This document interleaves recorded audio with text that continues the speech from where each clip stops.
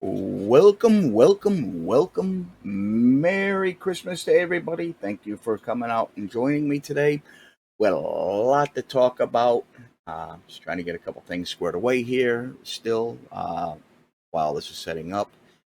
I'm in the middle of moving, so things are kind of a mess right now. Just going to be a temporary move. Place I'm in right now. Uh, they are getting ready to renovate it, so everybody's leaving. And I see my first.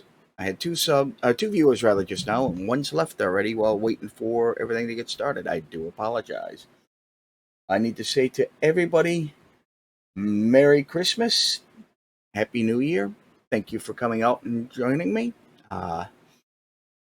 10,000 plus subscribers here on Twitch. Wow, I never thought I'd see that many. And on YouTube, I'm 6,400. Not sure what's going on there. I was over 15,000 on YouTube, and then a whole bunch of them dropped off along with all my earned revenue. I see we've got 11 viewers now. Welcome to the show, guys. Please, if you feel like it, type in there and let us know where you guys are from. Anyways, like I said, I got a lot to talk about today. Big topic that a lot of people are going to want to know about will be the Western Flyer Express federal class action lawsuit. What's going on with that? So stick around. You're not going to want to miss that segment. Big news there. Huge development. Kind of surprised me. Anyway.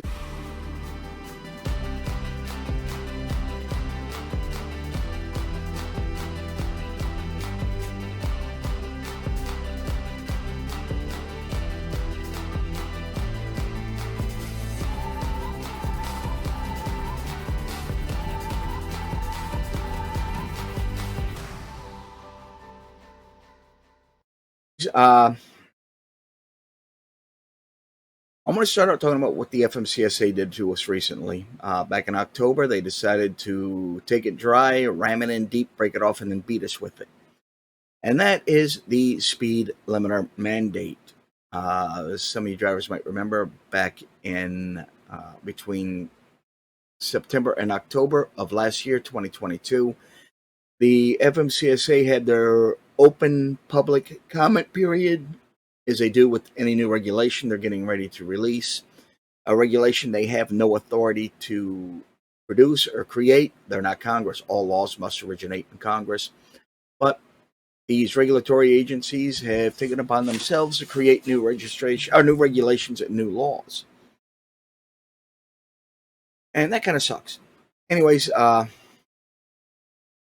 the open comment period opened and closed with thousands and thousands of comments.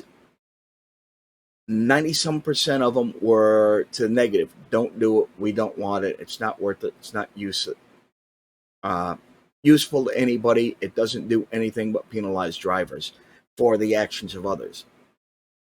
They seem to think that having trucks driving 15, sometimes 20 miles an hour below the posted speed limits is safe. It is not safe, especially with all the distracted drivers we have out there these days. I see this a lot going down the road. Instead of holding on to the steering wheel and driving the vehicle. Serious and fatal accidents are going to increase dramatically because of this new mandate that they released. And that is that starting April of 2024, all commercial vehicles weighing 26,001 pounds or more must have programmable ECMs, and those ECMs must have programmable speed limiters, or commonly referred to as speed governors. And they must be set to no more than 68 miles an hour. So Prime Inc., Swift, those guys are already set there. I think CR England is. I'm not mistaken, Western Express is, and a few other of the mega carriers. So these guys are going to be comfortable. They're going to be right at home. But you got the guys out there like the owner-operators, independent contractors that are ungoverned or have their speed governors set above 68 miles an hour are not going to be happy. They're going to see major reductions in their pay. once this goes into effect. I know some of you out there are saying, well, hey, my truck's an 80, or I got an engine from a 1980 in my glider, so it doesn't apply to me. Well, or you're saying, well, I've got an older truck, so I don't have an ECM, so I don't have to worry about it. It doesn't apply. Well, that's where you're wrong. The new regulation gives the DOT the ability to violate your Fourth and Fifth Amendment rights and execute warrantless invasive searches of your truck's ECMs. How? When they do an inspection, they're going to be plugging their computers into your little OBD port underneath your steering wheel and looking at your truck's ECM and your truck's black box. Now, California's been pulling this crap for a while. They tried it on me a couple years ago when the new Mountain Pass inspection station opened up on the I-15 South coming out of Nevada. And I refused to let them plug in. He made a bunch of threats, and I told the technician, I said, look, number one, you're a technician. You have no authority. Number two, you need a warrant to search my computer. I'm not granting you permission to search my computer. So he went and grabbed one of the state troopers, officers in California Highway Patrol. They're officers, not troopers. He comes out. He's like, well, this guy says you're not letting him complete his inspection. You have to do it. I said, no, he needs a warrant. He wants to plug into my truck's computer and view my ECM and my truck's black box data. That's an invasive search. It's a violation of my Fourth and Fifth Amendment rights. I'm not doing it. He must have a warrant if he wants to search my truck's computer. It's an invasive search. Just like you looking in the cab of my truck. You know damn good and well you can't open up the doors, open up bags, drawers, lift up my sleeper berth. You can't open up the luggage doors and look through the tunnel under the sleeper, anything like that, without a warrant. A warrant issued on reasonable articulable suspicion, which this guy does not have. What California was doing is they would plug into your truck's black box. If they seen that at any point during your current drive cycle you were more than 55.5 miles an hour over the posted speed limit, they would give you a speeding ticket for whatever the overage was. Because in California, speed limits for trucks or any vehicle pulling a trailer is 55 miles an hour, and you're regulated to the right lane, or relegated, I should say, to the far right lane, unless it's otherwise marked. Now, excuse me. Now, I just come out of Nevada. Speed limit's 80 miles an hour coming through parts of there. I'm doing 78. Get to California, slow down. Now, if they look at my truck's black box, it's going to see the highest speed I was doing was like 78, 80 miles an hour, and he would have given me a ticket based on the data in the truck's ECM, which would have been for speeds that were achieved outside of the state of California, and it wouldn't have been a legal ticket. And I would have been next to impossible to fight it in court because, hey, the truck's ECM, how are you going to win a argument against your truck's computer in court? Because, well, you can't interrogate your truck's computer. You can't question it. You can't do anything. So that's a scam California's been running for a few years now. In the end, I got my level 1 inspection stickers for both the truck and the trailer because everything else passed, and I was set on my way. The trooper told the guy, hey, look, he's right. I mean, he's right. You need to have it. And you have no reason to get a warrant. I've got no reason to get a warrant, so you got to let the guy go. And I did. I left without having my truck's ECM searched or without getting a undeserved speeding ticket. Now, if they see you looking at your logs and they see you started your drive shift out in California and you're still in California, say you started out on Downers Pass or up near Downers Pass, and now you're down in Southern California, you just spent 10, 11 hours driving through California, they check your computer and see that, hey, you hit 65 miles an hour. Guess what? You're getting a ticket for 10 miles an hour over the speed limit. Then the ticket has a little bit of legs to stand on, but not much. One of the things California was doing for a while, and this was a big scandal probably about 8, 9 years ago now, one trooper would run radar, especially on the grapevine. He'd call down to one of his trooper buddies on the road, hey, you got this Western Flyer Express red tractor with a solar panel on the roof pulling a white trailer. He's coming down. Speed limit here is 35. He's doing 60. Get him. And his partner would pull him over. Even though now he's doing 35, he's doing the legal speed limit. He got slowed down. He let the speed get away from him a little bit. I mean, grapevine, yeah, that can happen very easily if you're not paying attention. Even though he's doing 35, when he passes that second trooper, that trooper's or officer is going to pull him over and give him that 65, 75 mile an hour ticket from what the other officer saw based on his word. And you go to court to fight it, all you're going to have is that officer that wrote the ticket right in front of you. And he's not going to be able to say anything more than, well, the other officer up the hill recorded him and told me to pull him over and give him a ticket. That other officer may or may not be listed on the ticket as a witness. He may not be in court. If he's in court, you're screwed. If he's not in court, which was often the case, you'd be able to win easily. And one of the other things that was going on there is troopers were putting their buddies on the tickets as witnesses when they weren't even on duty that day, or they weren't riding with them in paired up cars or anything like that. It was just writing the guy up in as a witness so he can get extra court pay or extra overtime pay. Big scandal a few years ago, big problems over that.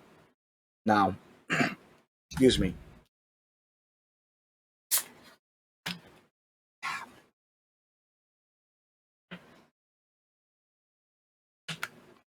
Caused lots of problems.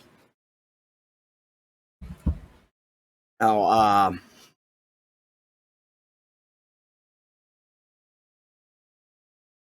what these inspections are going to start doing on your truck's ECMs to make sure you're not going over 55 and a half miles an hour, that you're not, that your ECM is regulated and programmed. If they see that your ECM is set higher, your speed regulator is set higher than 68 miles an hour, or not set at all. Now, if it's set higher than 68 or not set at all, they're going to put you out of service. It's a $2,500 fine, 4 points on your CSA. Now, keep in mind, 4 points your first year with the time weight BS makes it 12 points because it's tripled the first year. Second point, it drops to double. So second year it's on your license, it becomes 2 points. Third year, it drops down to normal. So it just becomes straight 4 points. I'm sorry, 8 points on the second year, not 2. 4 points on the third year, and then from the 4th to the 10th year, it's 0 points, but it remains on your CSA and on your MVR. Regular driver's license to drive a car, stuff stays on your license for 3 years. If you have a CDL, don't matter if it's on a motorcycle, a tricycle, your personal vehicle, or a tractor trailer, you get a moving violation, it stays on your record for 10 years. That's right, 10 years. That's why these companies, when you apply for a new job, they ask you for 10 years of driving history, because they're going through and they want to make sure you're not going to lie. If you give bad information there, guess what? You're not going to get hired. Now, it's $2,500 fine, an out-of-service violation. You get parked. They might even give you a 34-hour violation, 34-hour out of service, and force you to do a restart. That's generally not going to happen unless you are really rude and obnoxious and piss the inspector off. Now, you'll be parked there at the scale house. You'll have to hire a technician, somebody from Loves or TA or whatever mechanic you guys use, to come out, plug into your truck's ECM, program your ECM, and set your speed limiter to 68 miles an hour. Then you get to go through the scale house again and get re-inspected, and they double check to make sure that you're set at 68 miles an hour. They give you your $2,500 fine, your 4 points, which was actually 12 the first time, and send you on your way. Second offense, you get caught a second time, it's a $5,000 fine, 8 points. So 8 times 3 for your first offense is what? Anybody? Back of the class? Come on, anybody? 24 points. That's right, 24 points. And if you're still in your first year, add 12 points to it. That's 36 points on your CSA. Bye-bye CDL, bye-bye livelihood. Even for the second offense, you can kiss your license goodbye. And you got that $5,000 fine, you're out of service again. Now you're going to get a 34-hour out of service. Then you get pulled in and re-inspected to make sure it's programmed right. And you could possibly even be jailed on the second offense. On the third offense, plan on cling handcuffs, because they will be locking you up. Now, for those of you guys saying, well, it doesn't apply to me, I got a glider, my truck's a 1980 something, or my engine's from a 1980 truck rebuilt and put in so I don't have to have DEF. Well, you're SOL. Along with the ELD mandate going into effect for all commercial vehicles 26,001 pounds or greater, starting in April of this year, of 2024, the DEF waiver for the older trucks is going away in April of 2024. So all trucks now have to have DEF. All trucks now have to have programmable ECMs. If you come in and you do not have a programmable ECM on your truck, or you do not have a programmable speed governor on your truck, $10,000 fine. They impound the truck. You'd never get it back. It's taken as unsafe for the road and destroyed. I believe that's a 10-point offense. I can't remember if it was an 8 or 10-point offense for that. So they screw you, blue you, and tattoo you on that one. So you guys out there with the older glider engines, get ready. You're going to either have to buy a new truck or upgrade your engines and update your equipment. They're trying to force as many drivers out of the industry as they can, because, I mean, we all know how they feel about trucks, how the left feels about trucks. They're trying to destroy the industry. New regulations that coming up are forcing more and more drivers out every single day. And it sucks. It really, really sucks. I've been driving for 15 years. I've got around 3 million miles of road under me. I've driven all 48 of the contiguous United States. I've driven through 2/3 of Canada. I've done loads from Nuevo Laredo all the way up here to Anchorage when I was running flatbed. It's just ridiculous, totally ridiculous what they're doing to us. And then you got these so-called independent dispatchers out there really helping to drive the freight rates down even more. I see a lot of people are blaming the brokers. Hey, I'm not only a driver, I'm also a broker. And I see this all the time. I'm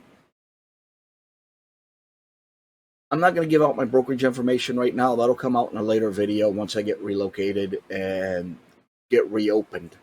But yeah, I'm going to be shutting down my brokerage temporarily at the end of the year on the 31st until I get relocated down to the lower 48. Then I'm going to be reopening based out of Dallas, Texas.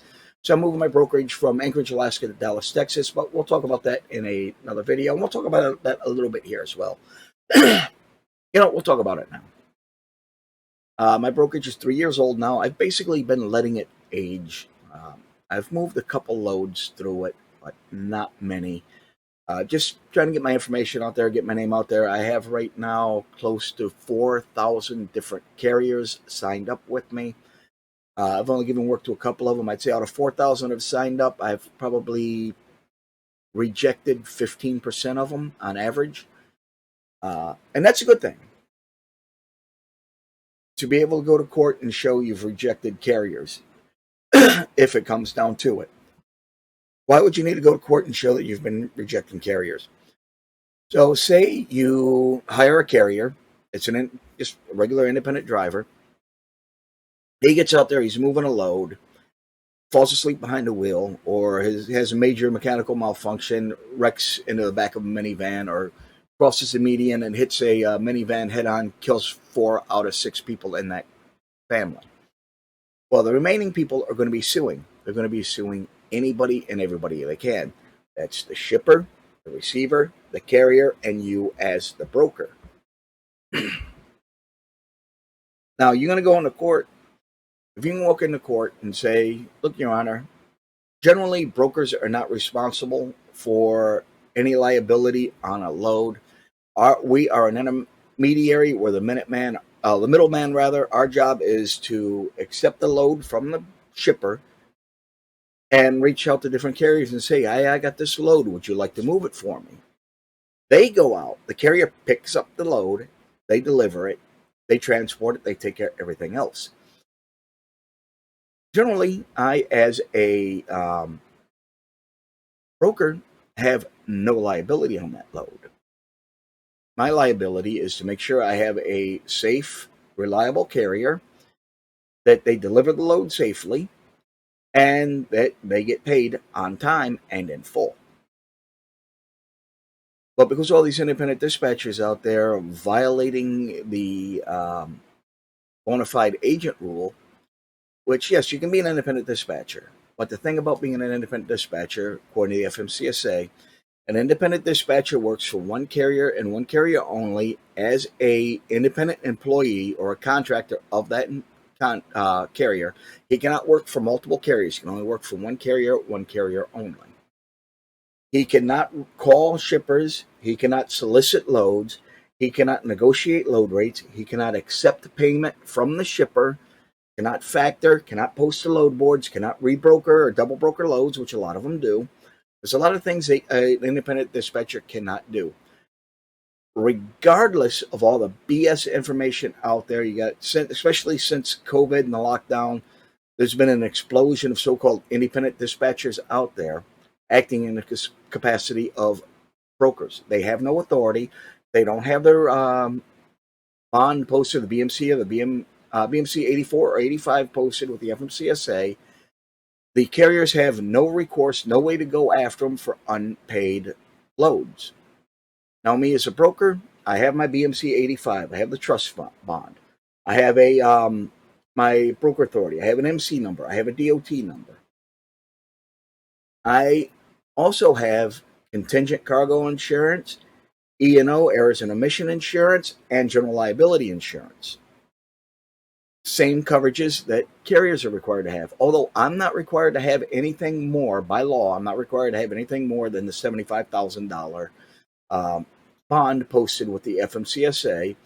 So say I don't pay a carrier, the carrier can file a claim against my bond and my insurance company will pay it out of my bond and come after me for the difference.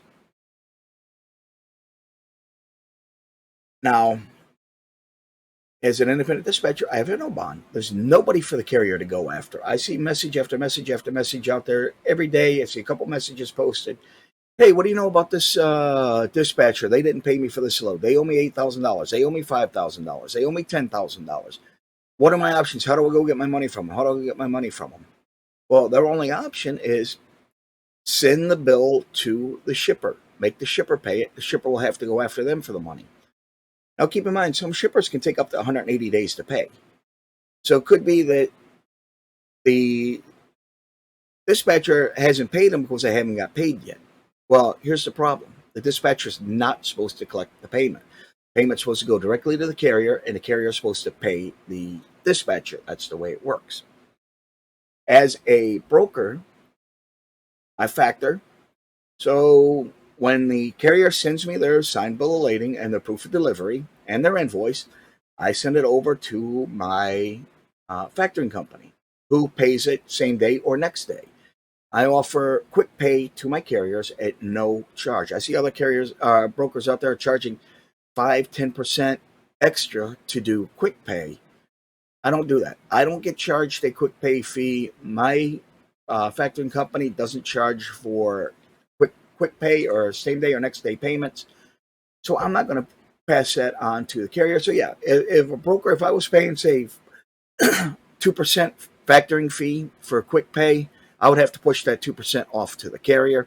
In some cases, I might even split it. I might charge them 1% and I'll pay 1% out of my pocket for it. If it's a carrier that has earned my trust and respect and has moved a lot of freight for me and have had zero issues. And in some cases, I might even absorb the full 2%, 3%, whatever it is, of the factoring fee. But because I'm not charging a factoring fee, I don't charge a factoring fee to the carrier. Brokers that do this are unscrupulous and they're overcharging.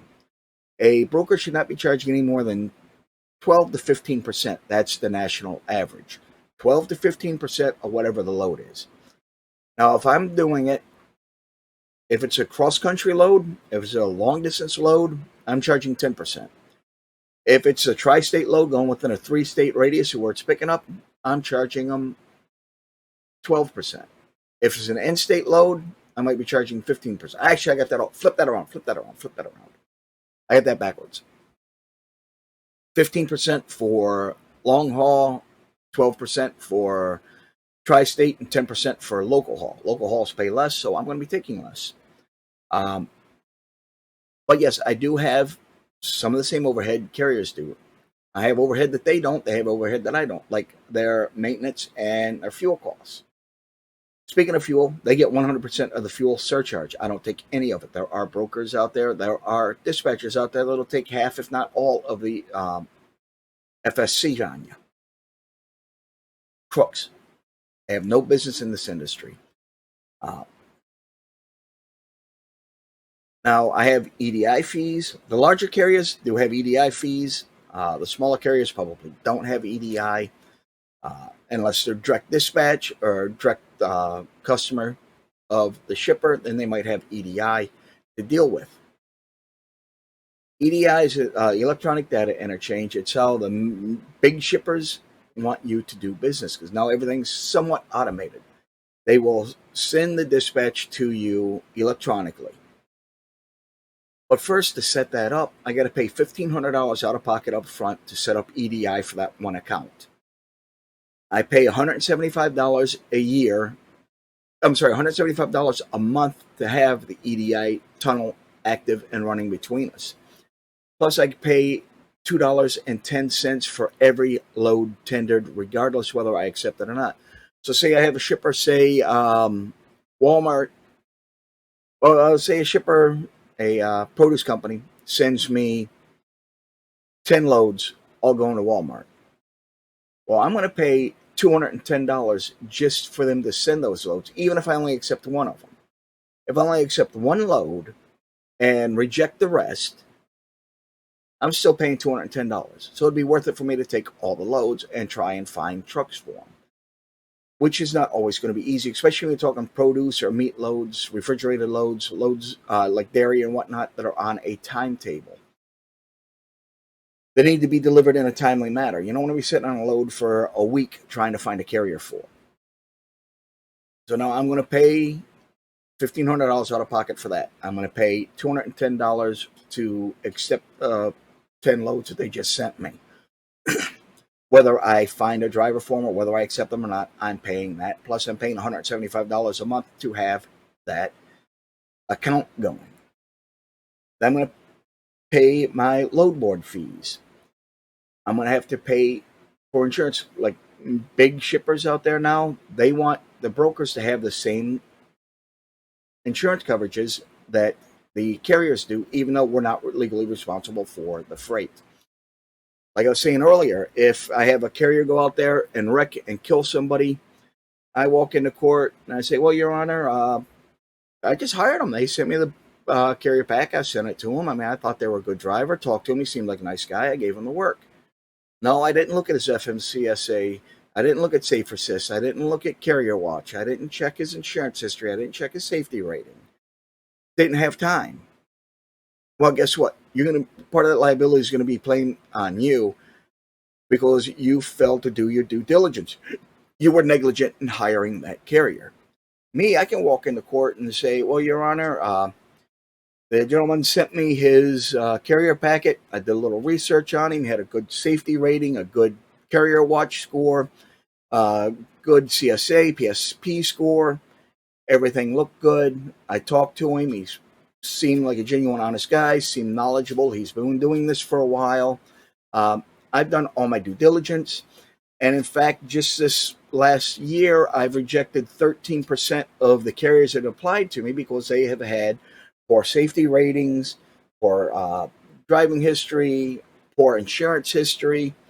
I have one carrier, in 1 year, he's had 15 different insurance companies, 15 carriers in a year.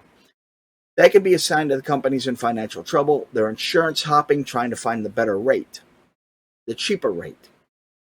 That's not something you want to see. And that could be a red flag right there in of itself. So if I can walk in and tell the judge, look, I did this, this, and this. I did everything I possibly could. This guy's got good maintenance records for his vehicles. He's got good safety rating. He's passed all his inspections, yada, yada, yada. I thought he was safe. It just seems like he had a bad day. I did everything on my part to be assured that I had a safe, responsible, reliable carrier moving the freight for XYZ shipping. Judge 99% of the time said, look, I said, okay, well, I mean, yeah, you did everything you could. I mean, you're dismissed. Your any charges against you or any um, civil charges, any civil actions, or any lawsuits directed against you in this matter are hereby dismissed. Have a good day. Thank you for coming in. What if I walk in there like the first guy and says, I didn't do shit. I was too busy. Didn't have time. Well, the judge is going to say, well, you were negligent and you're partly responsible for it. You're going to be paying part of the settlement or judgment, as it were. So you got to be careful, guys. Do your due diligence.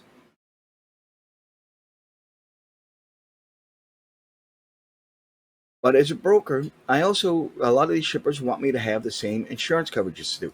They want you to have $1 million general liability or $1 million umbrella liability insurance. They want you to have E&O or errors in omission, which would be stupid not to have, and it's not that expensive. They want you to have, in some cases, $250,000 contingent cargo insurance. So if something happens and that carrier's insurance doesn't cover the full amount of the load, they come after your insurance for the rest of it. And because of these crooked ass independent dispatchers out there not being insured, not having insurance, doing stuff illegally, more and more courts have been ruling against the uh, brokers in these matters, especially these left leaning courts that are anti truck.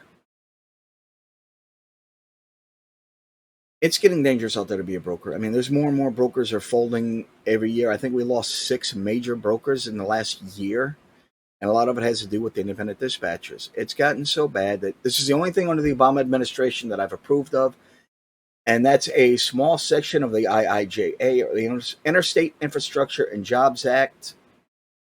All of it sucked except for one part, and that was giving the FMCSA more teeth to go after these independent dispatchers and start going after these load boards for allowing them to post loads and double broker loads, which is illegal to begin with, without having broker authority. They're acting as brokers. They need broker authority. They set the fund. They've strengthened the definition of a dispatcher and a broker. Basically, a broker is any individual or organization or agency that, for compensation, arranges for the movement of freight, negotiates rates, solicits, yada, yada, yada. I don't remember the exact definition off the top of my head. I should have brought it up on the other screen, but I didn't think about it. Stupid me. I do apologize. Now, it's, I don't know how to put it. I mean, it's just ridiculous. The fines that they're putting out now, it's $10,000 fine per occurrence. Not only for the dispatcher, but for the carrier and possibly even the shipper. Now, per occurrence, they mean for each load this independent dispatcher moved, acting in the capacity of a broker. So, say they moved 100 loads, that's a $100,000 fine they're looking at.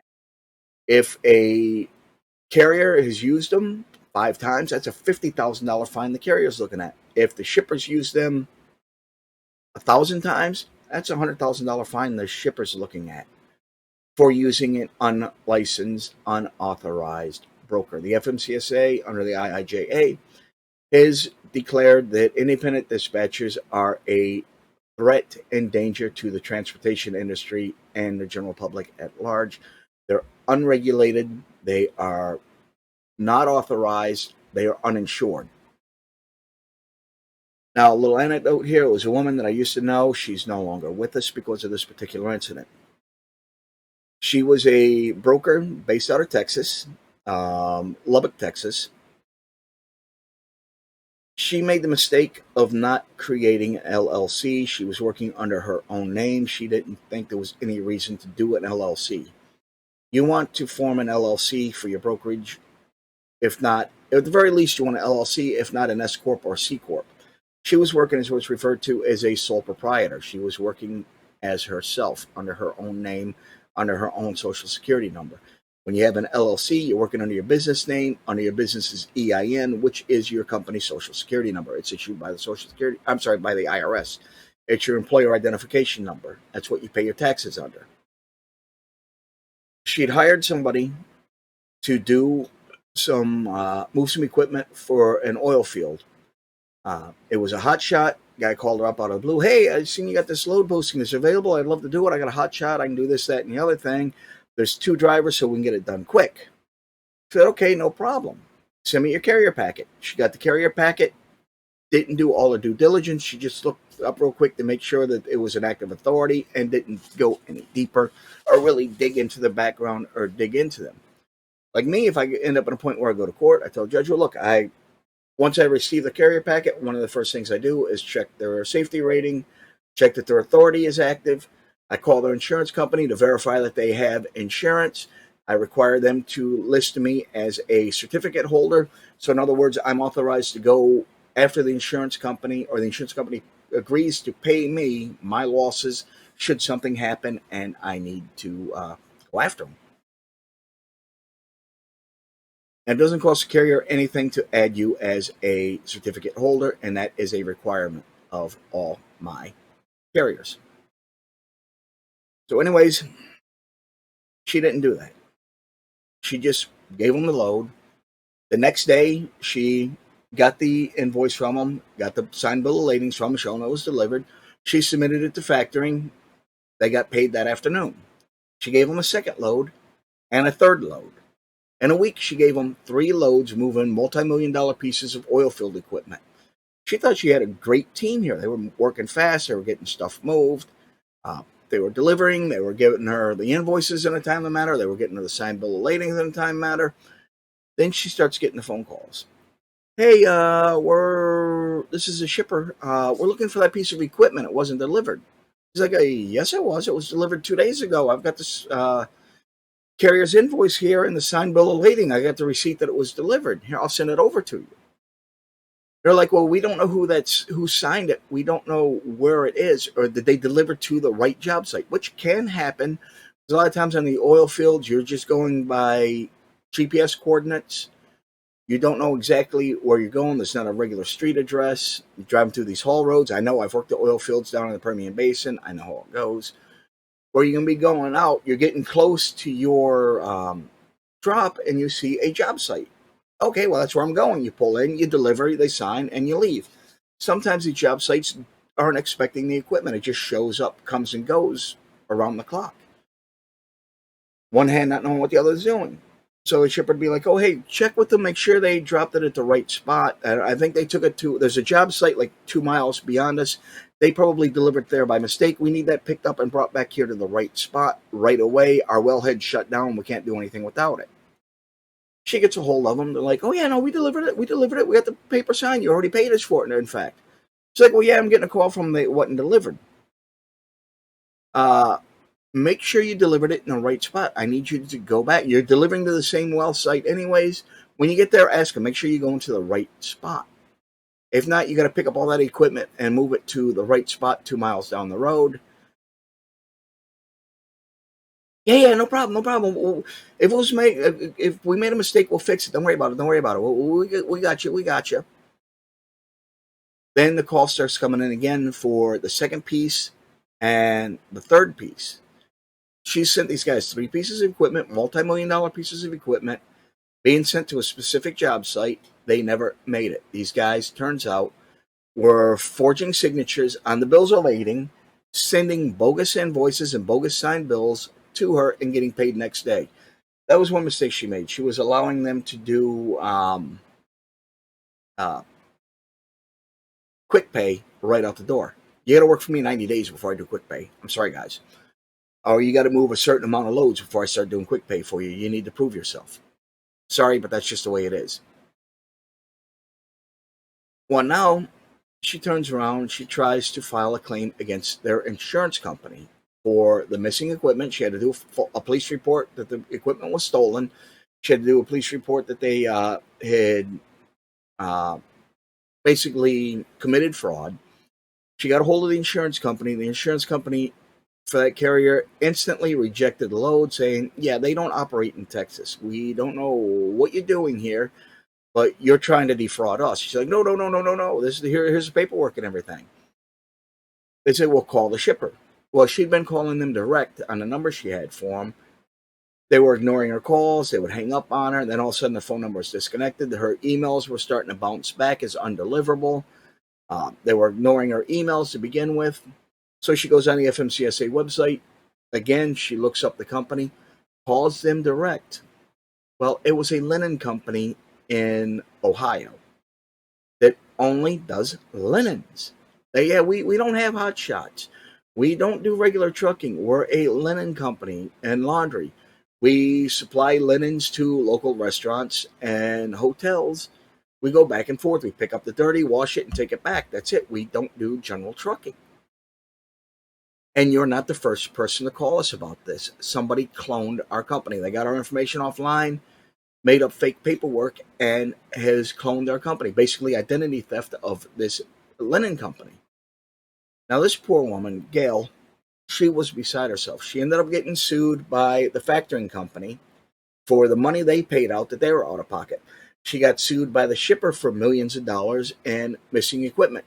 She got sued by the receiver for lost time and being shut down and her not performing her duties. She ended up losing millions and millions of dollars. They took, because she was not an LLC, she wasn't protected.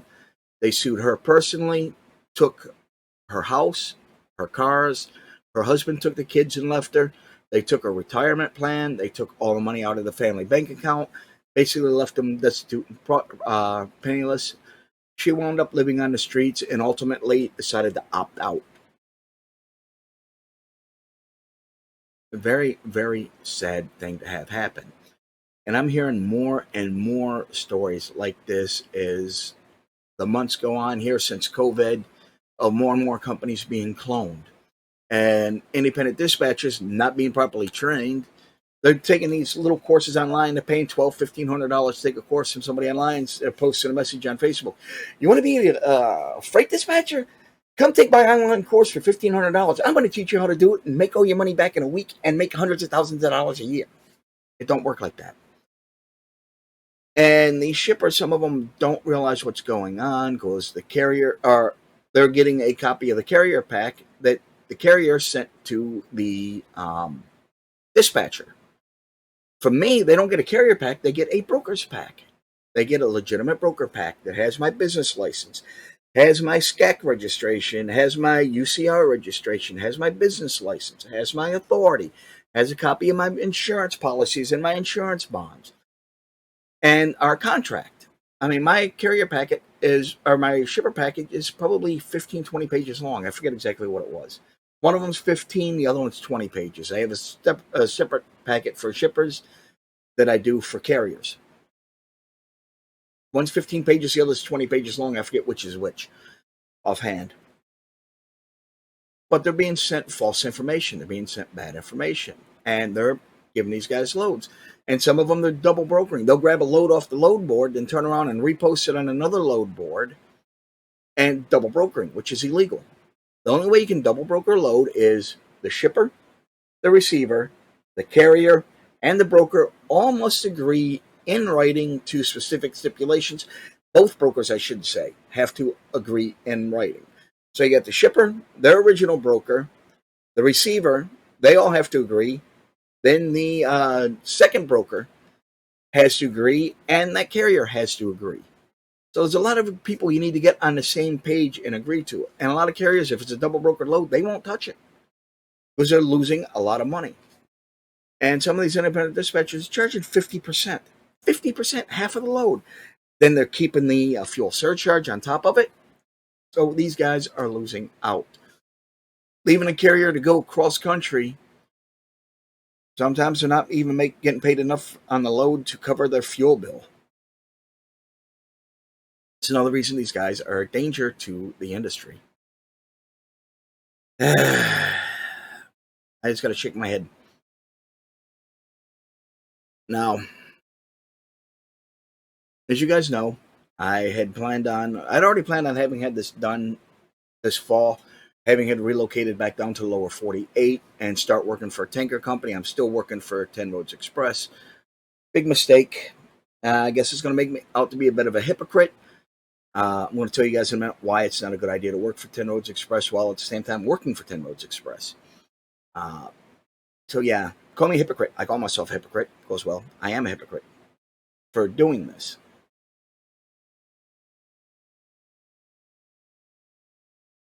Um, Tin Roads Express sucks balls. I made a mistake of coming to work up here. They rushed me to get me to relocate from the lower 48 up here 2.5 years ago. I was supposed to start work. I got here December 2nd. I came up in July, rented a house, came back up in October, furnished the house, moved up in on December 2nd. Been paying rent on the house the whole time. Now, my rent was due on December 10th. Well, Western Flyer Express, when I gave them my 2 week notice, they basically said, pound sand, we don't need you anymore, park the truck, screw. Okay, fine. I cleaned the truck out, detailed it, washed it inside and out, filled up both fuel tanks, filled up the depth, make sure all the fluids and everything were done, make sure the last service was done, which I'd done like a month earlier. So the truck needed nothing. It was ready to go out on the line and be leased to somebody else to burn out the rest of the 200,000 miles that was needed to pay off the lease. Now, if I'd had kept the truck another year, I would have owned the truck outright, but it ended up being a lemon anyways. I really didn't want it. Couldn't get out of it. I was stuck with it. Lots and lots of issues. I mean, I had it in 7 different times for an oil leak at the oil pan. But they fixed everything but the oil pan until they finally gave in. And one of the techs realized, yeah, I was right. There was a crack in the oil pan, and they had to replace the oil pan. Um, Lots of other issues I had with it. Lots of breakdowns. Lots of time on the back of tow hooks, and lots of downtime. I had one breakdown.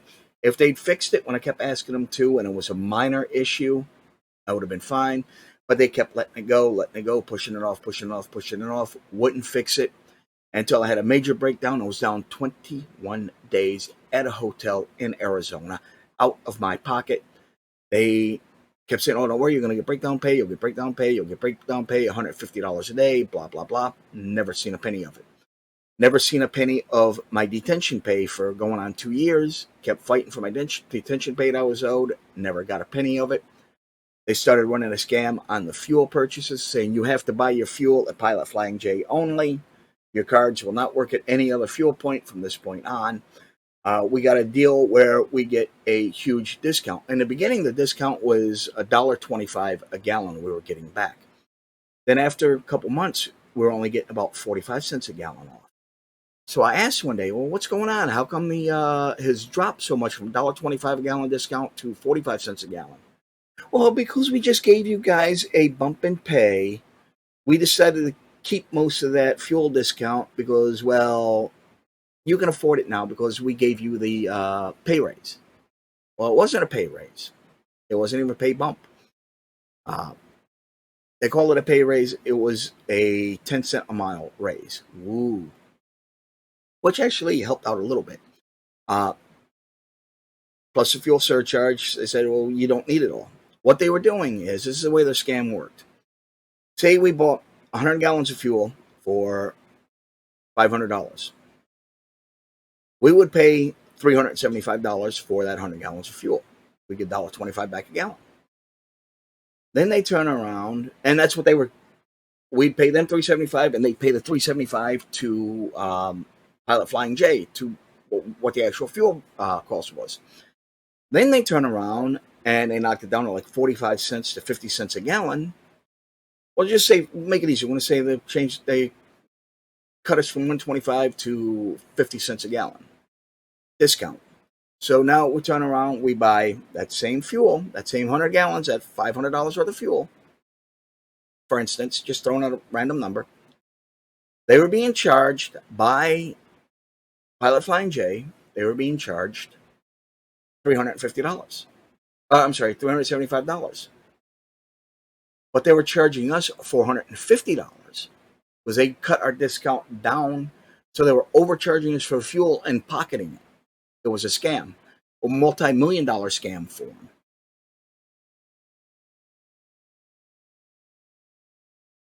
I'm talking about Western Flyer Express now, mind you. I'm not talking about 10 Roads Express. I kind of got off topic here, guys, just so you realize what we're talking about.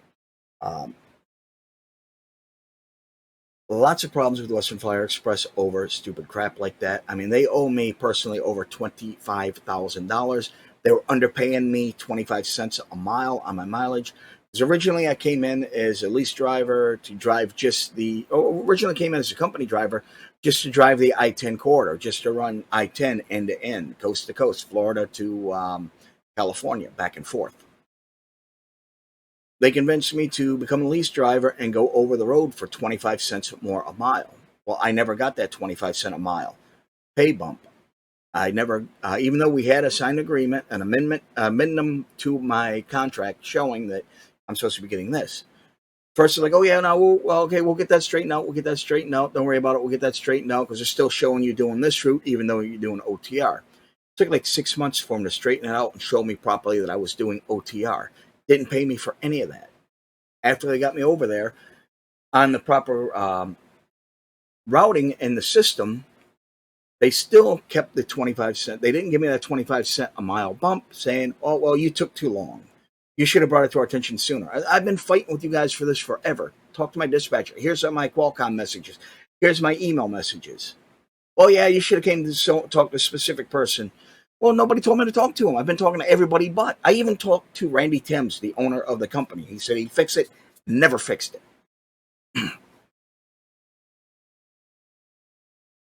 Then one day out of the blue, I go in. They're like, oh, you need to sign a new contract. Hold on a minute. Yeah, no, my contract don't expire for another 2 years. Oh, no, there's no expiration date on the contracts. All the lease drivers have to sign new contracts.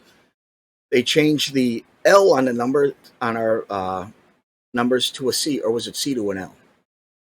It's been 2 years. I can't remember. They either changed the C to an L or L to a C on the contractors' trucks, the lease drivers' trucks. And they made us sign new contracts. I said, well, I'm not signing a new contract. No need to. My contract doesn't expire for another, at that point, I had like another year and a half to go on the contract. They're like, well, no, there's no expiration date on those contracts.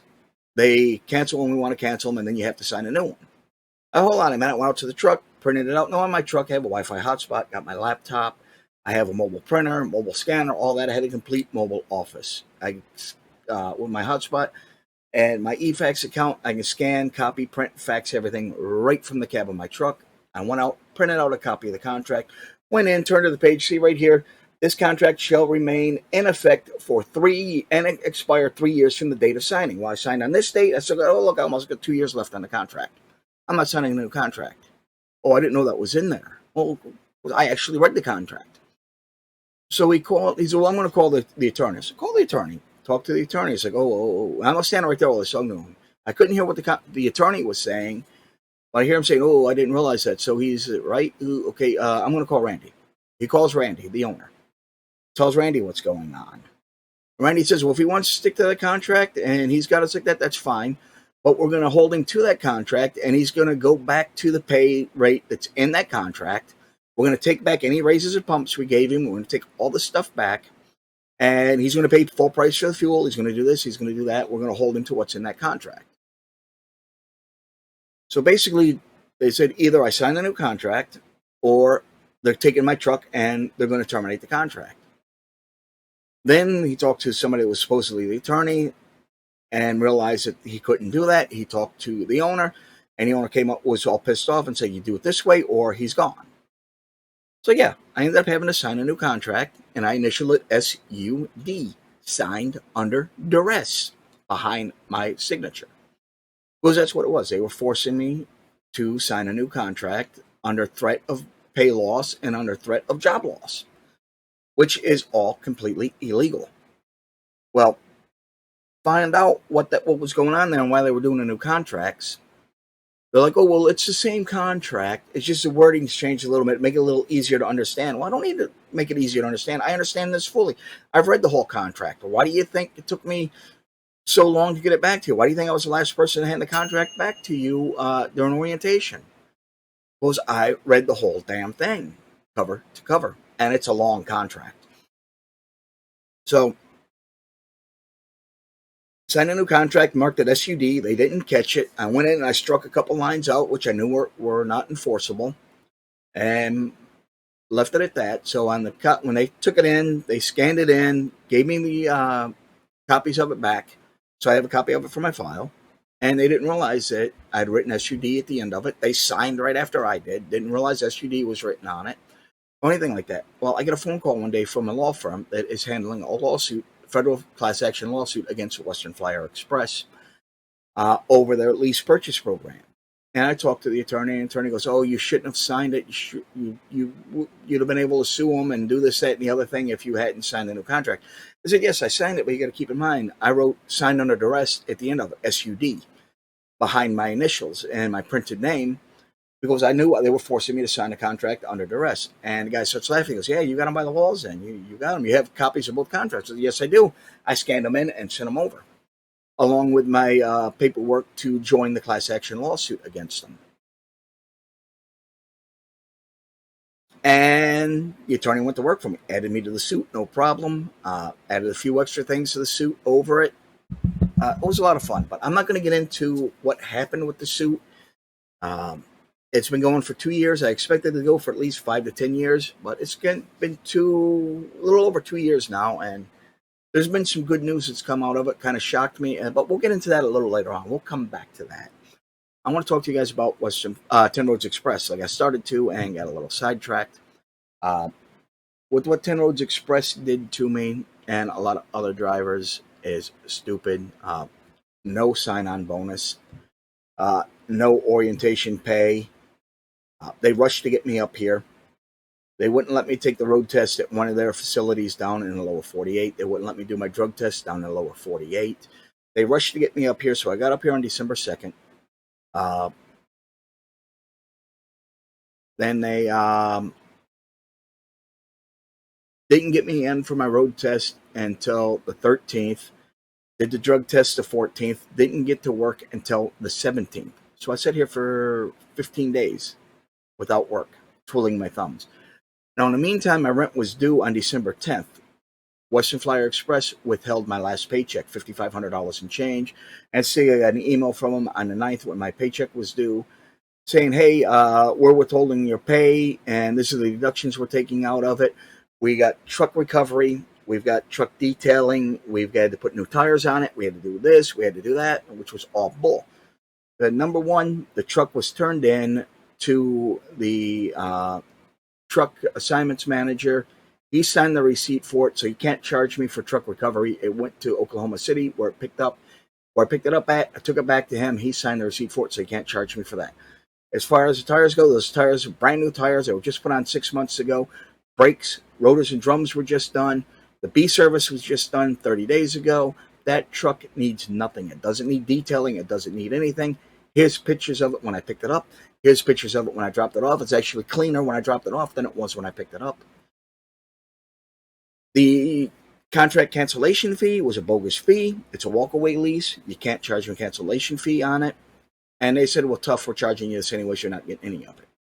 So I had to go into my landlord and say, "Look, I got a problem. My rent's due tomorrow. Here's the email I just got from my former employer. They're keeping my last paycheck, which is a common problem in the truck leasing industry. I don't start my new job for a couple more days." And I found out after I got here, they pay bi-weekly, not weekly. I'm going to be starting in the middle of the pay period, so it'll be 3 weeks before I see my first paycheck. I won't see my first paycheck until early January. They said, "No problem. We understand your situation. We've had it happen before. Uh, just come in and pay it before the due date. Pay it in the first week of January if you can." That's when do you get your first paycheck? I said, "I get my paycheck on this day. I'll be in the next day to pay it." "Fine, no problem. Just get it paid on time." Well, I went in to pay it on time, and they said, "You know what? Never mind. Why am I going to take December's rent when you owe me December's and January's rent?" I said, "Well, January's rent's not due for a couple more days. I'm trying to pay you December's rent like we agreed." "No, you have to pay both of them right now." I can't pay both of them right now. I won't have the rest of it until next week." Well, they evicted me over it. They made a payment arrangement with me and then refused to honor it and evicted me, which really, really sucks. I liked that house. That was first time and forever I actually had a house to myself rather than living in apartments like I had for so damn many years. So I pretty much got F'd in the A over that. It just Western Flyer Express really screwed me. Anyways, I finally get working for 10 Roads Express. First paycheck was a little light. They had to adjust it. Uh, they treat you worse than a third class citizen. They treat you like crap. They don't talk to you, they talk down to you. They do stupid stuff. It takes forever to get anything fixed. I had and the turnover rate here, wow. We have drivers come in and leave within 2 or 3 weeks. We are so short-handed up here in the company in Alaska that they have to pull drivers out of the lower 48 and bring them up here for a month, 2 months at a time to help out. And a lot of those drivers turn around, quit, and go back down to lower 48, expect to still have a job down there, and then find out they're out of work when they get down there. Western Flyer Express, right around Thanksgiving, laid off. Not Western Flyer Express, 10 Roads Express, right around Thanksgiving, laid off about 170 drivers between California and Texas. Rather than giving them any of them the opportunity to come up here and work at least to the end of the year, where we need the help for peak season, to be able to provide for the families until the end of the year, they just let them go. So, get out of here, screw you. We don't have that contract anymore, so we don't need you. 10 Roads Express were the largest mail carrier in the country as far as contractors go. We just recently bought a Becco. We own, Eagle Express, Hubstool, and like 3 or 4 other mail carriers we've bought out or we've absorbed them. So yeah, we're the largest contract mail carrier in the United States. And they treat us like crap. They treat the equipment like crap. I'm constantly having to go out over my hours of service. Up here, we're on a short haul exemption. We are in Alaska. The hours of service rule is a little bit different than they are down in the lower 48. As opposed to a 14-hour on-duty, 11-hour drive, we have 20 hours on duty, 15 hours of drive every single day. And they keep having us roll over, and next thing you know, we're over our 20 hours of service, and it's, don't worry about it. You're on a short haul exemption. You don't need logs. You're operating in the city. You're not going long distances. Logs don't really apply. So kind of hinky, kind of weird the way they do it. But yeah, they can do it that way, unfortunately. We had a guy come in beginning of October, quit by mid-October on my run, sharing my 2 stations with me, so I got to have every other day off. He was here for 2 weeks. I knew right away. I worked with him one day. Knew he wasn't going to last. I'd hoped he'd at least make it through peak season up until this weekend. Didn't even make it that far. Didn't even make it to peak season. So he left like October 12th. He came in like October 1st or 2nd, was gone by the 12th or the 13th. He didn't even last 2 weeks. Gone. Took off. It was too much work for him. So since he left, I've been working from early October to Thanksgiving Day, 6 days a week. Monday, I would go in at 11:30 p.m., work till 6 a.m., be off from 6 a.m., go back in at 9:30 a.m., and work until 7:30 p.m. Tuesday, I would come in at 1:30 a.m., work until 6 a.m., go back in at 9:30 a.m., and work to 7:30, 8 o'clock at night. Then Wednesday through Saturday, I would go in at 3:30 in the morning, work into 6 a.m., go back in at 9:30 a.m., and work into 7, 8 o'clock at night. Then the post office changed the schedule. They took away one of our, I'm the only one that got affected in the first schedule change. I lost a run on Tuesday during the day, and they pay us in blocks. So they say it should take you X amount of hours to do this trip, X amount of hours to do this trip, this trip, this trip. And we're only paying you for those trips. They're not paying us our on-duty time when we're sitting on the dock. Even though by law that's on-duty time, company says, just go off duty, that's your break. That's how they get around not paying us for it. They say, it's your break. You can go home. You don't have to stay there. You can go get something to eat, do whatever you want. You drop the trailer and leave. So that's how they get around us paying us our dock time, our on-duty loading and unloading time. Then schedule changed. I lost one trip on Tuesdays. The other guy, I had an extra trip that the other guys didn't on my route. I lost that trip on Tuesdays. Then a couple months later, they changed the schedule again, extending our daily tour by 2 hours. So we would come in same time as before, except we'd stay in 8, 9 o'clock at night. Now we're in peak season. That I worked the new schedule from prior to October to Chris leaving, and I worked that schedule from Chris leaving to Thanksgiving Day. I worked Thanksgiving Day. Yes, I worked the holiday. I worked this morning, Christmas Day. I had to go in and work 3 hours this morning. So the 28th, we go into peak season, working 7 days a week. That just ended yesterday. So now I would go in 7 days a week.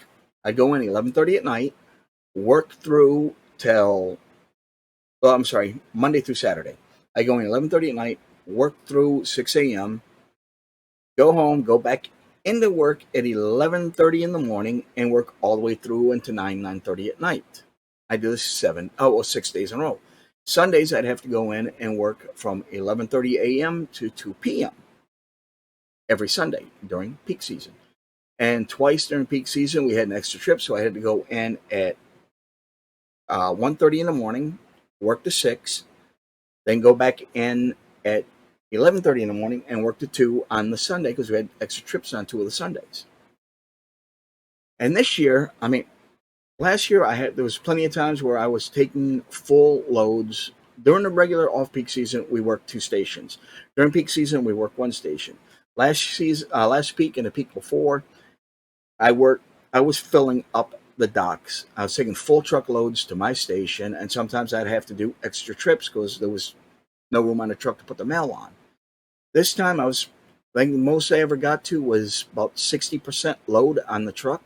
So very low mail this year, and we've got Biden to thank for that.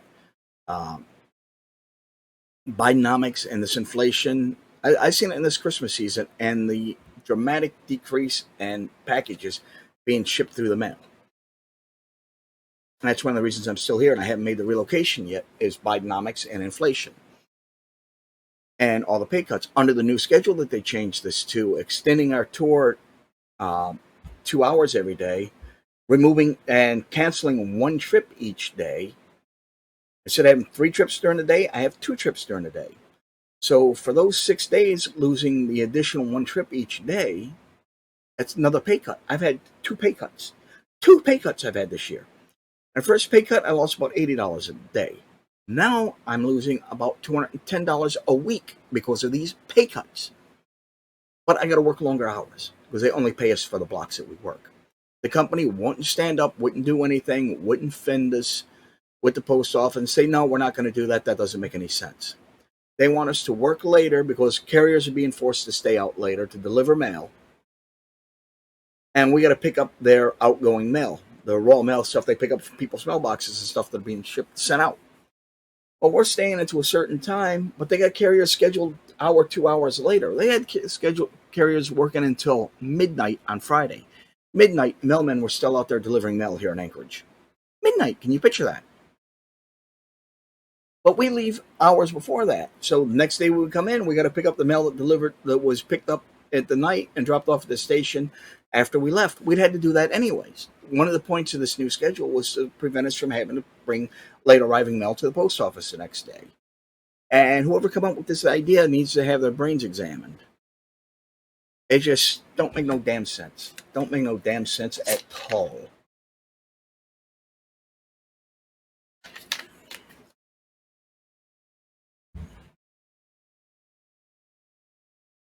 And it's just mind-boggling the way they act and treat us. I was saying with the repairs, we had a truck that had an exhaust leak. For a good 3 months, I was dealing with an exhaust leak. End of the day, my eyes were burning, my throat was burning, I was a little red in the face, sore throat, I was having trouble sleeping, I was feeling a little lethargic because I was sucking diesel exhaust all damn day. They kept saying there's no exhaust leak, you don't know what you're talking about, you don't know what you're talking about, you don't know what you're talking about. The other driver was writing it up, there's no exhaust leak. We don't know what you guys are talking about. We've checked. We can't find an exhaust leak. It's in your heads. Finally, one day I said, come here. Brad mechanic said, come here. Open up the hood. Went over the passenger side. See all that slitting on the side of the engine behind the exhaust turbo? That's from the exhaust leak. Don't tell us there's no exhaust leak. The other driver quit because you guys wouldn't fix this. Oh, we didn't see that. They brought it in, brought it out, brought the truck out 40 minutes later. Oh, it's all fixed. It's all set. You're good to go. We took care of the leak. All they did was take a rag and wipe all the soot off the side of the motor. Didn't fix squat. It wasn't until about a week later I noticed a stalactite about that long hanging off the one box when I was doing my pre-trip of all crystallized depth from the exhaust leak and over by the one box. It was leaking depth and it was bunch of problems there. That's where the exhaust leak was. So the truck was down for a few days while they fixed that. They had to rebuild the one box, the APT, put in a new DPF filter. Guess what? That fixed the exhaust leak. This winter, we had negative 15-degree days, no heat in the truck whatsoever. My windows were fogging up. It was hard to see. I couldn't stay warm. It was ridiculous. It took them weeks to fix that. I had a trailer earlier this year where I was at this plant unloading my mail. I heard a loud pop and air hissing. What the hell's that? I go outside. I figure, you just blew an airline. Go out, look around. It was one of the brake chambers let go. It blew a brake chamber while I was on the dock. Thank God I was on the dock when it blew. Finished unloading the trailer, pulled the trailer off the dock, parked it in the yard, put a red tag on it, grabbed another trailer, pre-tripped it, everything looked good, put it back on the dock, and went back to work. When I got back to the yard, I wrote it up and posted it on the board. 3 months later, the trailer that I'd moved into, the wheel seal started leaking. I don't know why they went from grease bath to oil bath bearings, but they thought it was better. And since they've done that, we're constantly having problems with wheel seals leaking on the trailers. I started writing it up. I wrote it up every day for 10 days. Told the boss, hey, I need a 53-foot trailer. My trailer's got a wheel seal leak. I've been writing it up for a week and a half. They haven't done anything about it. Either give me a new seal and some fluid, I'll go replace it myself. It's just the outer seal. It's an easy fix. Or get me another trailer. Oh, you can't do the work yourself. We'll get you another trailer. Well, he goes, why can't you take one of the other trailers? I said, because there's no 53-foot trailers in service out there. Okay, we'll get one and let you know tomorrow. Tomorrow comes and goes. No new 53-foot trailers. Boss, nowhere to be found. So I started writing it up on the Qualcomm. That's another illegal thing they want us to do. They want us not only to falsify our logs, they want us to falsify our DVIRs, daily vehicle inspection report. We have to check on the Qualcomm, no defects, even though there is a defect on the truck, something needs to be fixed on a truck or trailer. Then we go in, we write it up on book, do a paper write-up, and hang it up on the board for the mechanics to see, and they still don't fix it. So I wrote it up 2 days in a row on the Qualcomm, which we're not supposed to do because they get to see all the messages they see down there in the lower 48 at the main office. Well, halfway through the second day, I get an email from the boss. It was forwarded from down in the lower 48 from the big bosses, and there were like 5 people on the chain. There was the operations manager, the maintenance manager, the driver manager, supervisor, the operations manager, and my manager, plus me. So 6 people on the chain. They sent the message to him saying, hey, Pat, get with this driver, find out what's going on. He's been writing the trailer up for a leaking wheel seal for the last couple days on the Qualcomm. Why haven't you guys got this fixed yet? Well, I get a nasty gram from Pat with them attached to it. I don't know if he didn't realize he replied all or forward all or if he did it on purpose or not. But I got to see the original message, and he sends me a message, and he replied to them so they could see. I think that's why he did a reply all, so they could see the message he sent me. Saying, hey, why are you dragging a trailer around with the leaking wheel seal? You know you ain't supposed to do that. You need to park that and get another trailer right now.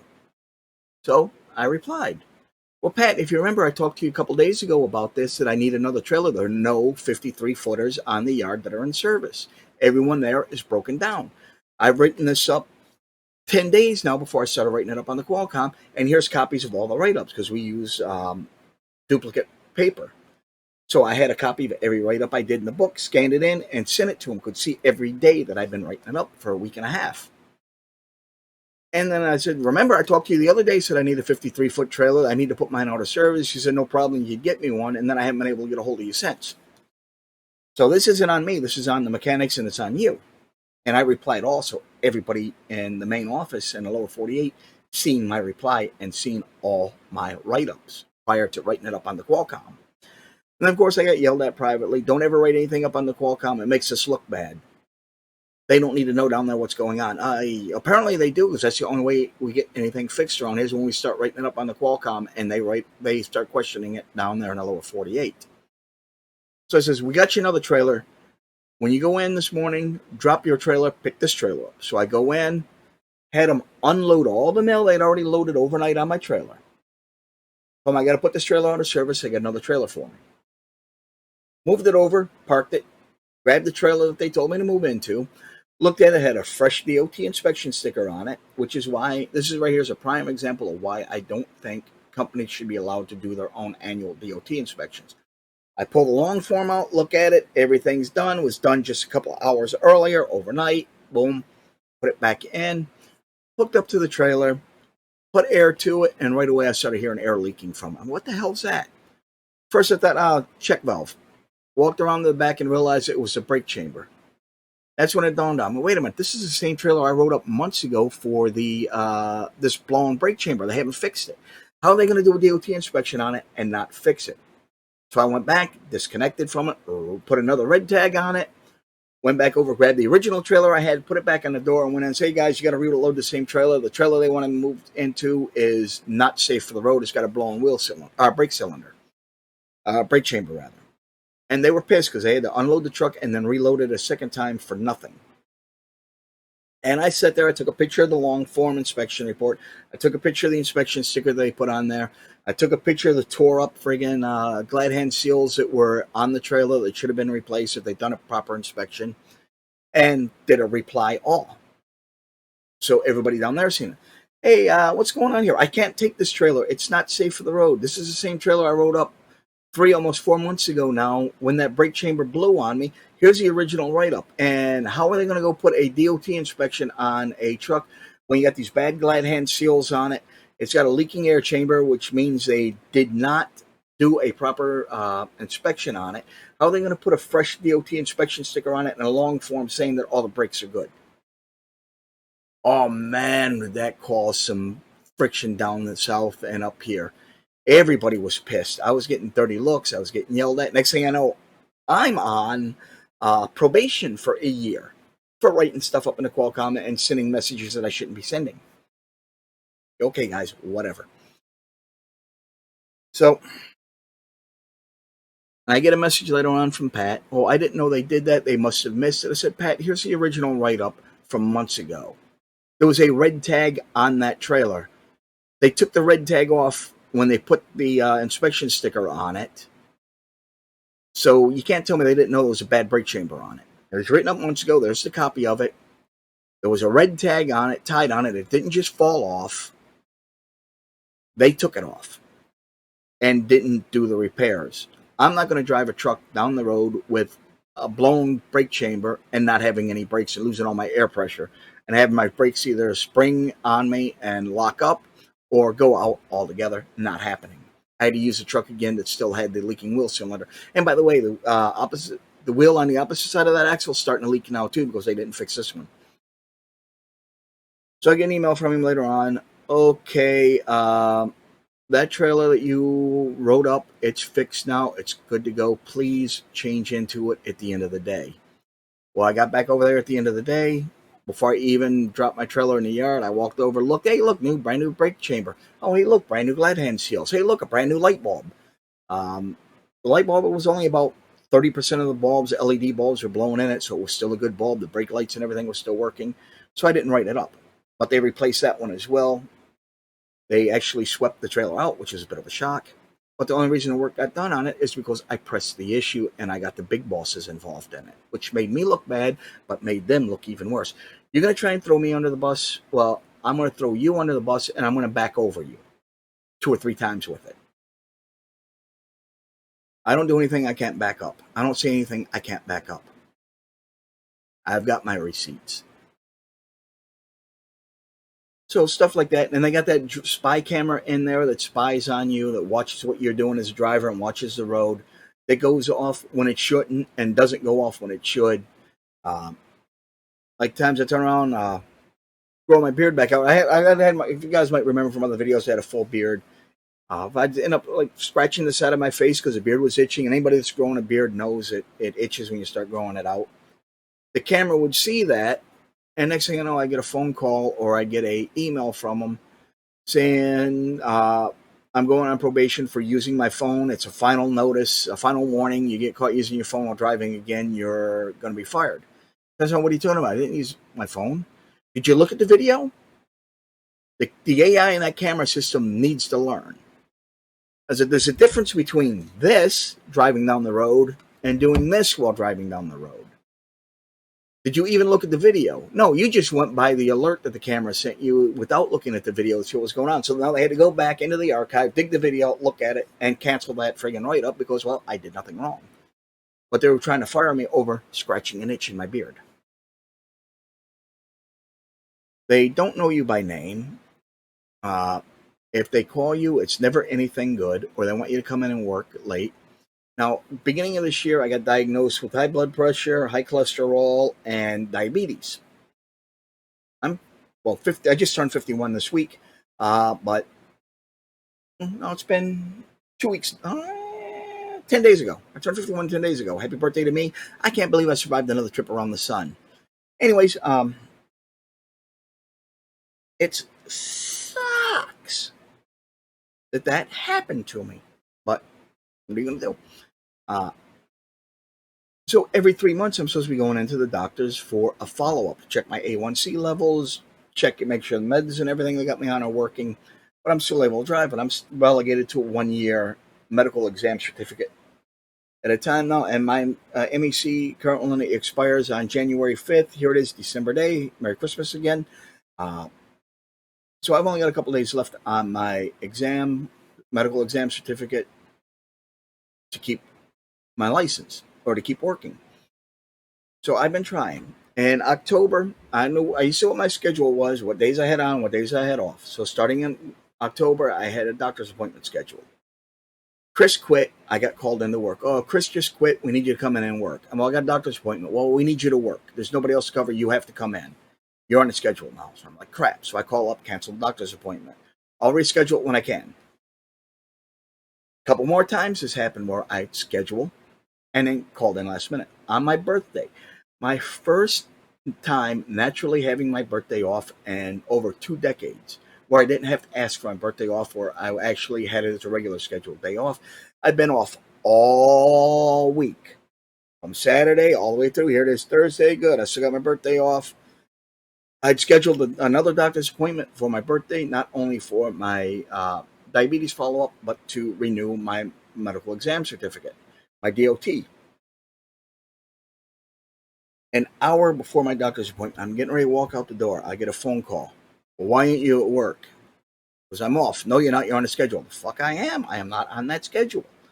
I checked it last night when I came in to make sure. I've had this day off all week. I've got it off. I'm taking it off. Oh, no, you have to come in and work. You're on a schedule. If you don't come in and work, we're going to have to let you go. So that morning, they put me on he said he put me on a schedule. I went into the office and looked. I wasn't on a schedule. A different guy was on the schedule. The guy that was on it originally, they took him off, moved him to another route, moved one of the fly-in drivers, put him on my route, then turned around and said I was scheduled to work it. No.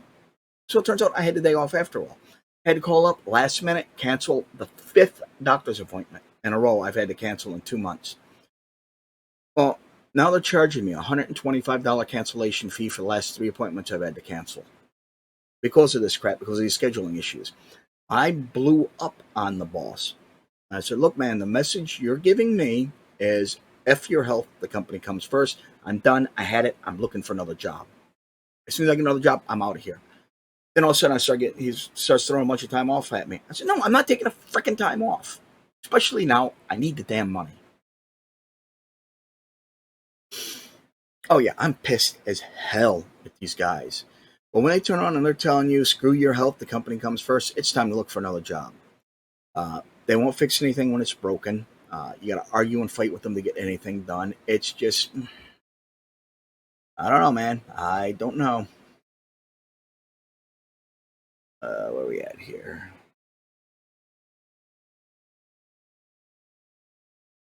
It gets quite aggravating and annoying when you got a company that treats you like that.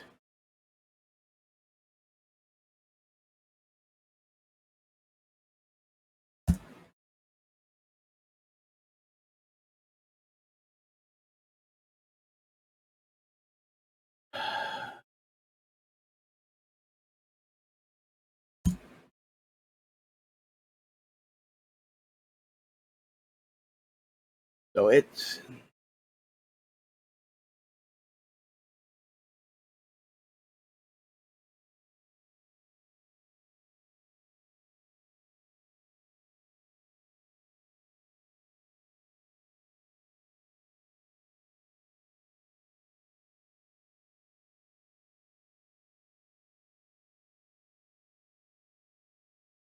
I'm sorry, guys. Just trying to get something straightened out here on the feed.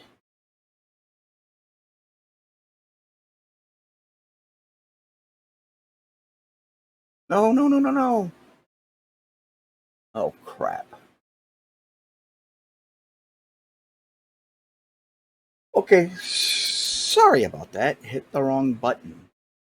Trying to fix this. Wait a minute. All right, screw it. I'll worry about that later. Uh,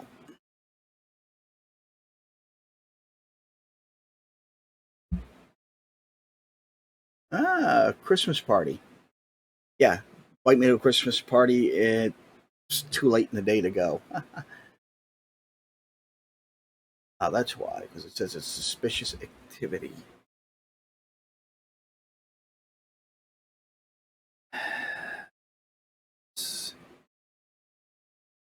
Crap, never mind. What was I saying? So yeah, I mean, I would not recommend Ten Roads Express. They got that camera that watches you and rats you out everything you do. I've gotten written up numerous times, and they had to throw the write-outs out because it's telling them, "Oh, you're speeding." Because you got the speed limit sign here, it says 45 miles an hour. Then 10 feet, 20 feet behind it is a speed limit sign that says school zone, 20 miles an hour. When lights are flashing, lights aren't flashing, so it's not a 20 mile an hour zone. Camera sees 45 miles an hour, then boom, next thing it sees is 20 miles an hour, and you're doing 45 miles an hour.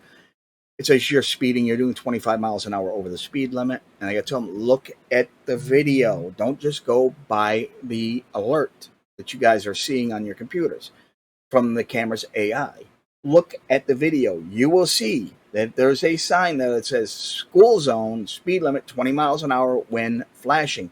Look, the lights aren't flashing. It's not a 20 mile an hour zone. It's a 45 mile an hour zone. So I'm constantly having to fight them on that. It's just ridiculous the way they treat you. Um, Christmas bonus, if you want to call it that, they pay you 1% of your salary for the whole year. Other companies pay you 3 to 5% of your salary for the whole year for a Christmas bonus. There's no sign on bonus, there's no longevity bonus. I've been here 2 years now. No bonus for staying with them for 2 years. Like I said, I'm looking for another job. I planned on being in another job by now.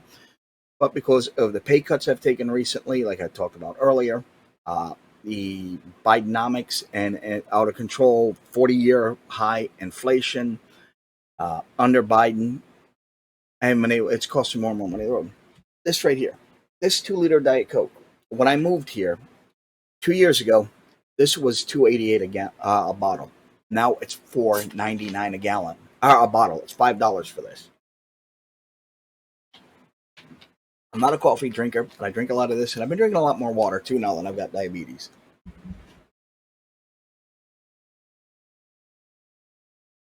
It's just ridiculous the way they treat you, and I wouldn't recommend it on anybody. Like I'm saying, with these pay cuts and the inflation and everything, it's harder to save money right now to make the move. I do have a company out in Missouri that wants me to come work for them in the Tinker division. I've gone already. I've got my renewed my TWIC card, which I let expire like 6, 7 years ago. Same thing with my hazmat endorsement. Let that expire years ago because I haven't been using either one of them. I haven't been going to ports. I haven't been doing hazmat loads. Uh, Luckily, I was able to get my hazmat endorsement back without having to go take a class. Now, to get new endorsements or to get your CDL, you have to go to a CDL school that's approved by the FMCSA to get your license or get your added endorsements, unless you've already had them.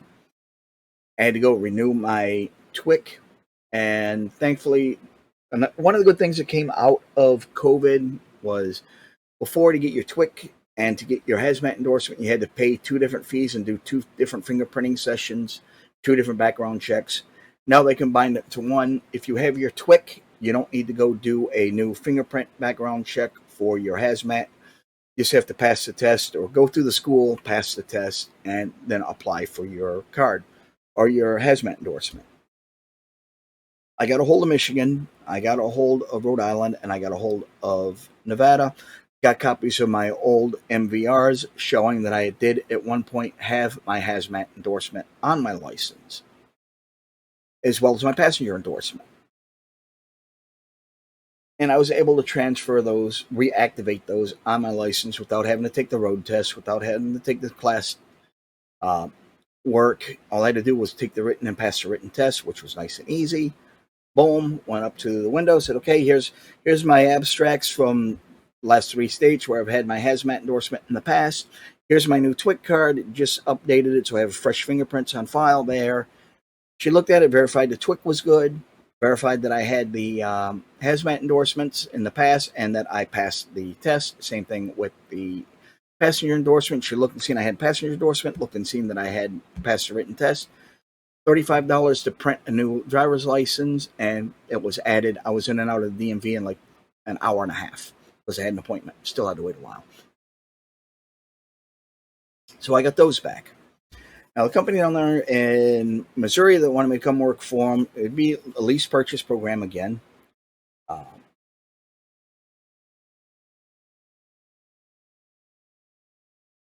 They have a sign-on bonus. They have retention bonus. They have safety bonuses. Like here at 10 Roads Express early last year, they said, hey, we're going to start paying you guys safety bonuses. Nobody's seen a penny of it. Now we ask them about it. Oh, we don't know what you're talking about. Well, this email right here, oh, that was sent by mistake. They were thinking about it. They decided not to do it. That email was sent by mistake.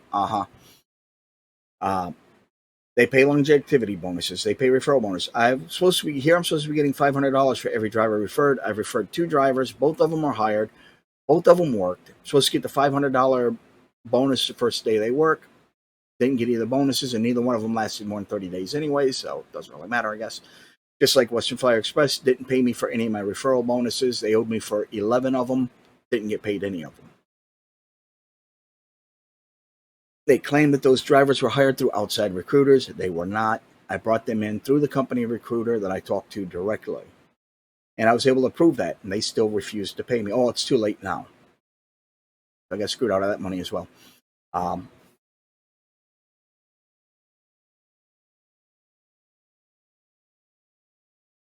Lost my train of thought. Anyways, that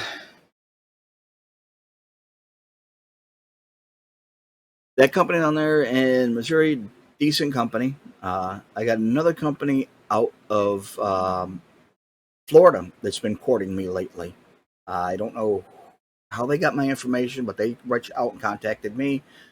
Said, hey, would you be interested in coming to work for a tinker company? The problem with this company is it's a company position. It's a little weird the way they do their payment. They guarantee a minimum of $1,800 a week as long as you drive an average of 400 miles a day. But running tankers is a little different than running regular loads. So you might only get 300 or 400 miles in a day. Whereas a regular over-the-road position, you get 600-700 miles in a day easily. They pay you for all loaded and unloaded miles. They too require hazmat because they do a lot of alcohol, bulk alcohol shipment, wine and spirits, and a lot of it goes up to Canada. So every time you cross the border going into Canada, you get a $250 bonus going into Canada if you're loaded. Coming out of Canada, if you have a load coming out, which is not that often, you usually end up deadheading back down. you will get, it's $150 for crossing the border if you're empty, $250 second crossing if you're loaded coming back. So they do pay you for your time crossing the borders going both ways. And that, of course, requires hazmat endorsement. They want you to have TWIC endorsement because sometimes you got to go and deliver stuff to the ports or pick up at the ports. TWIC endorsement. I'm sorry, TWIC card. TWIC's not an endorsement, it's a card. Different credential. So I got that. I just got my passport card. I'm surprised at how fast I got my passport card. I applied, did all the paperwork on it on December the 11th. The card was sitting in my mailbox on December the 22nd. So 11 days. 11 days to get my passport back. And they're saying it could take 6 to 10 weeks. Thank you, government, for doing something quick for a change. So now it's easier for me to get across the border. Now you have to have a passport or passport card to cross in and out of Canada.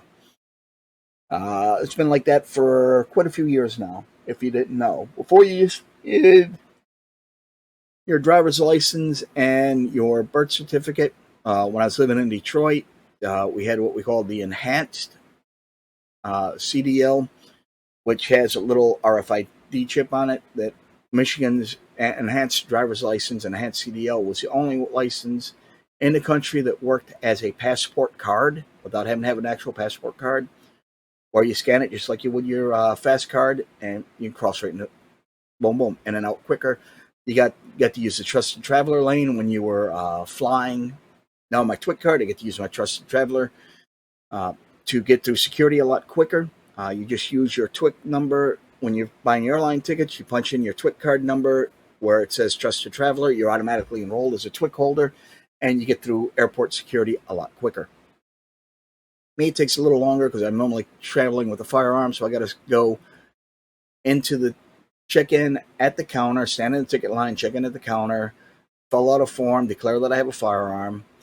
Then either I'll go back with it or I got to sit there and wait for it while it goes back to TSA. They're going to open up the box, going to make sure that it's the firearm's in a locked container, that your bag is hard side bag and it's locked in that it's not loaded, that the ammunition is removed from it, that the magazines, if they're loaded, are wrapped in cardboard and taped shut so the rounds can't come free, and that you don't have more than 11 pounds of loose ammunition. Well, it can't be loose ammunition. It's got to be in a hard box.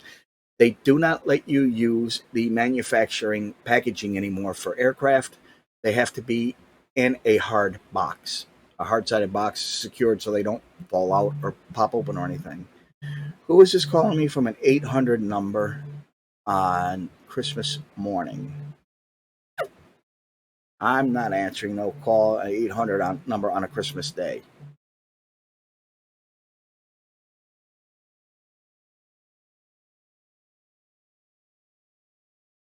So yeah, I do travel with firearm quite often, so it takes me a little bit longer to get through security or to get checked in anyways. I get through security pretty quick once I check it in.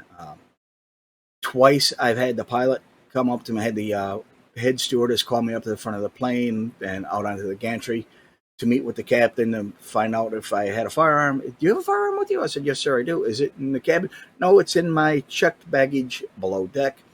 Although I know I could have it in the passenger cabin if I wanted to, but I just don't want to go through that hassle. I do have a LEOSA, a law enforcement officer's safety the ACT card. It just shows that I'm a former military police officer and I'm a qualified law enforcement officer, which is part of HR 218, which Bush signed into law that allows police officers and retired police officers on good standing and honorably discharged military police officers to carry firearms in all 50 states with their home state CCW and their LEOSA ID card, as well as carry them on aircraft. Law enforcement officers can carry armed, fly armed. Me, I just put it in my checked baggage. It's a lot easier, less hassles, and that's pretty much it. Captain said, okay, well, as long as it's below deck, but I do have my LEOSA card here if you need anything. So great to know, and that's it. So yeah, the company down there in Florida, they do have a sign-on bonus. They have safety bonuses. They have longevity bonus. They have a decent driver referral bonus of $750. They pay you for crossing the borders. They pay you your actual layover time. They pay you your detention time, unlike Western Flyer Express. Here at Tin Roads, there's no layover time. There's no nothing like that. So let's see who this was that just called me. I do have a voicemail, 132 emails. Yeesh. My voicemail. Let me see. It didn't transcribe it for some reason. Normally my voicemails are transcribed, so I can just look at it and read it. Anyways,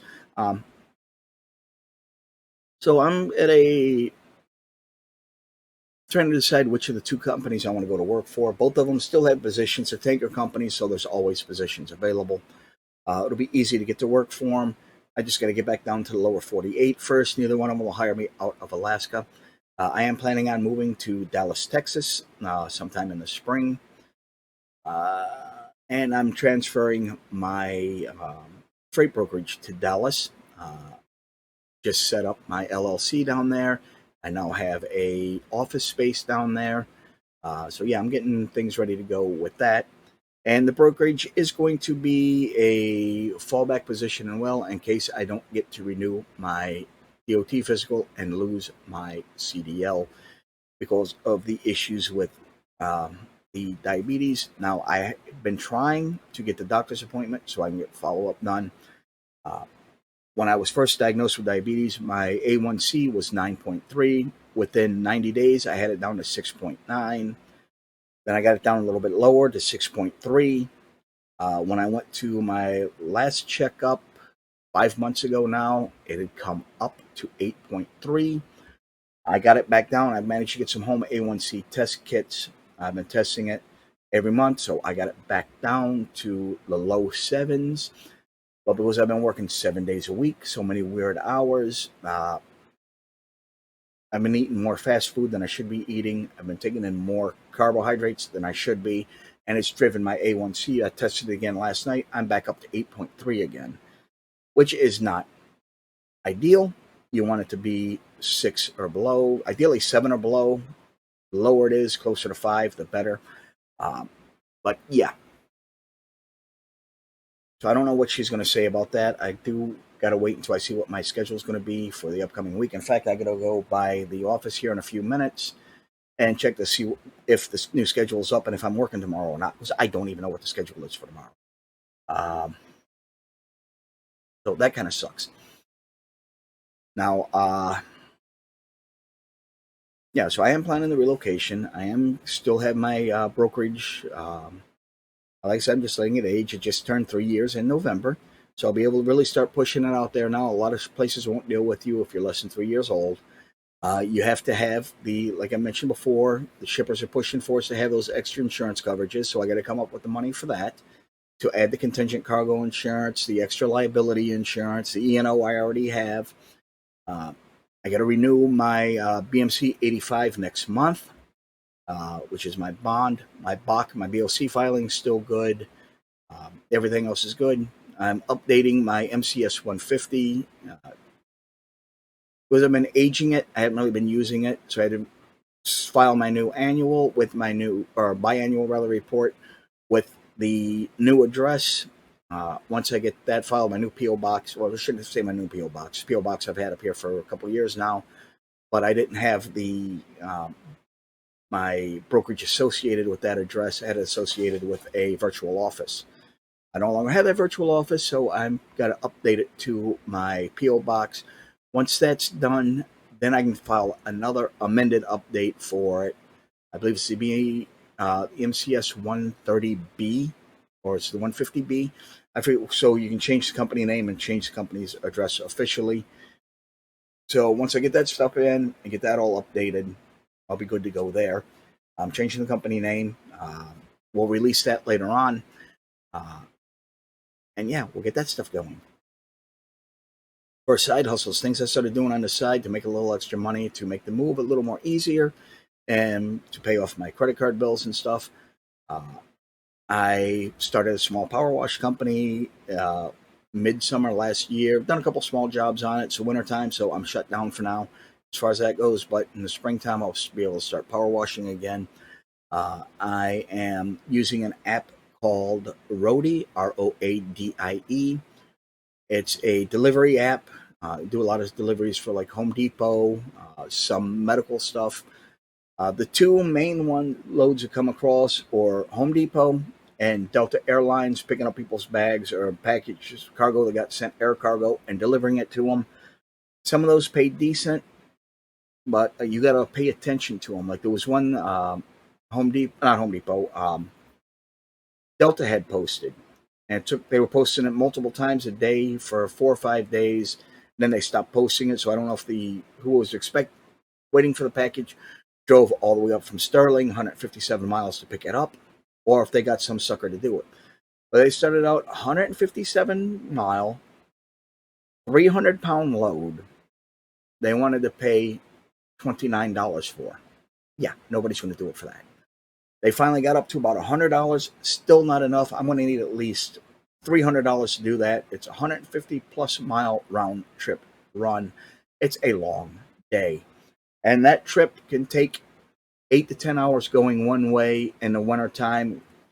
And then when you get down to like Turnagain Pass, chances are the pass is going to be closed and you're not going to be able to get through there. And you're going to be stuck waiting a day or two for DOT to get out there and open the road up due to snowfall.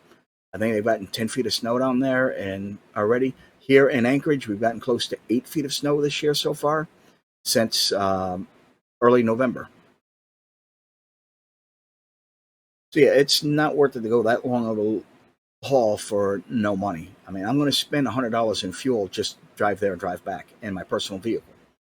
So yeah, we're not doing it for that. Some of the other stuff you'll end up doing with them are Lowe's, Walmart. It's multiple drops. You might get three to five different stops, and they'll pay you like $25 to $30 for all of them together as a group. But it's usually within 2 or 3 miles of the store, so it's not that bad. Then you got CVS or Walgreens doing delivering people's pharmacy meds. That's usually a short trip. Those pay $9, $10 for that trip. A few minutes to do it. It adds up quick. The other one I'm using is called Observa, Observa, which is basically its merchandising. Those pay anywhere from $3 to $9 for each assignment, but you might end up with a whole chain of stores with 3 or 4 different assignments in each of the stores, and each one's going to pay $3 to $9. All you're going to do is you're going to go in, you're going to find a specific product, take a picture of it on the shelf, fill out a report. Okay, at this store, at this date and time, I found this product. This is the condition of it. It was a mess. It was hard to find. It was easy to find. It was prominent. It was well organized. Here's a picture of what it looks like, and you send it off. If you were the first one to do it, because I mean, once you accept the assignment, they don't turn around and take it down. They leave it up until it gets done. So somebody else could have gotten there 10 seconds before you and did it, and they end up getting paid. But they could have gotten there 30 minutes before you, but you got there, took the picture, filled out the report while you're standing there, and sent it in before they got their sent in. They were there first, but you submitted your report first, so you get paid for it. You have 4 or 5 products in one store. You can have in a 10-mile radius, you can have 5 or 6 of the same store, and you're going around to that chain and doing the same thing in all of them. The other one that pays anywhere from $9 to $15 is a full-on merchandising audit. You're going to go in, you're going to front all the stock, you're going to pull everything forward, make it look nice and neat. You'll take a picture of it when you get there. You're going to organize it, pull everything to the front, take a picture of it when you're done. Then you're going to go talk to the store manager and say, hey, Steve on behalf of so-and-so, we're here to do a audit of such and such a product. I fronted everything, organized it for you, did all the merchandising on it. You're a little low on this product, or this shelf is completely out. If you have any in the back, please have it restocked as soon as you can. If not, please place an order for the new product as soon as you can. Oh, by the way, they got this new product coming out that might do good in this area. You might want to try this new product. You do your report. You send your before and after pictures, same report. You add to it, I spoke to manager so-and-so. This is what we talked about. These are the recommendations I made. Send your report off and you get paid for that. You might end up with 3 or 4 of the different products in the same store, you might end up with a mix of photos and merchandising audits. Some you're talking to the manager on, some of them you're not. And that adds up quick, especially you got like 5 or 6 stores in a 10-mile radius, and you're doing 3 to 5 different audits in each different store. That adds up real quick. So there can be money made doing that way. Also, when I lived out in Rhode Island, Michigan, and Nevada, I was a notary public. In Rhode Island, I was also a justice of the peace. Uh, in Rhode Island, I was also a private detective. Now, here, following suit, here in Alaska, I am also a notary public. I am what's referred to as a RON, a remote online notary. So I can do notarizations for people over the internet as long as I'm in Alaska. And any U.S. citizen anywhere in the world that needs something notarized, we can do it online now. Uh, Makes it a lot easier for you guys, and it's legal. There's a few things you need to do it. You need a computer, a camera, a microphone, and a printer and a scanner. You need to be able to scan in your documents. Do not use your phone to scan in your documents. I know there's PDF readers and they say, oh, yeah, just take a picture and upload it. Do not do that with your documents. If you don't have a scanner or an all-in-one printer that can scan, you can go to like UPS store, Kinko's, FedEx store. What are some other places you can go? Uh, uh, Staples, Office Max, Office Depot, any of those places.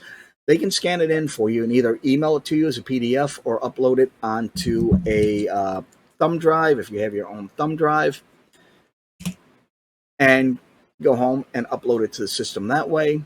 Or you want to save some money, you can go to your library. Most libraries will be able to do it for free and email it to you or put it on a thumb drive.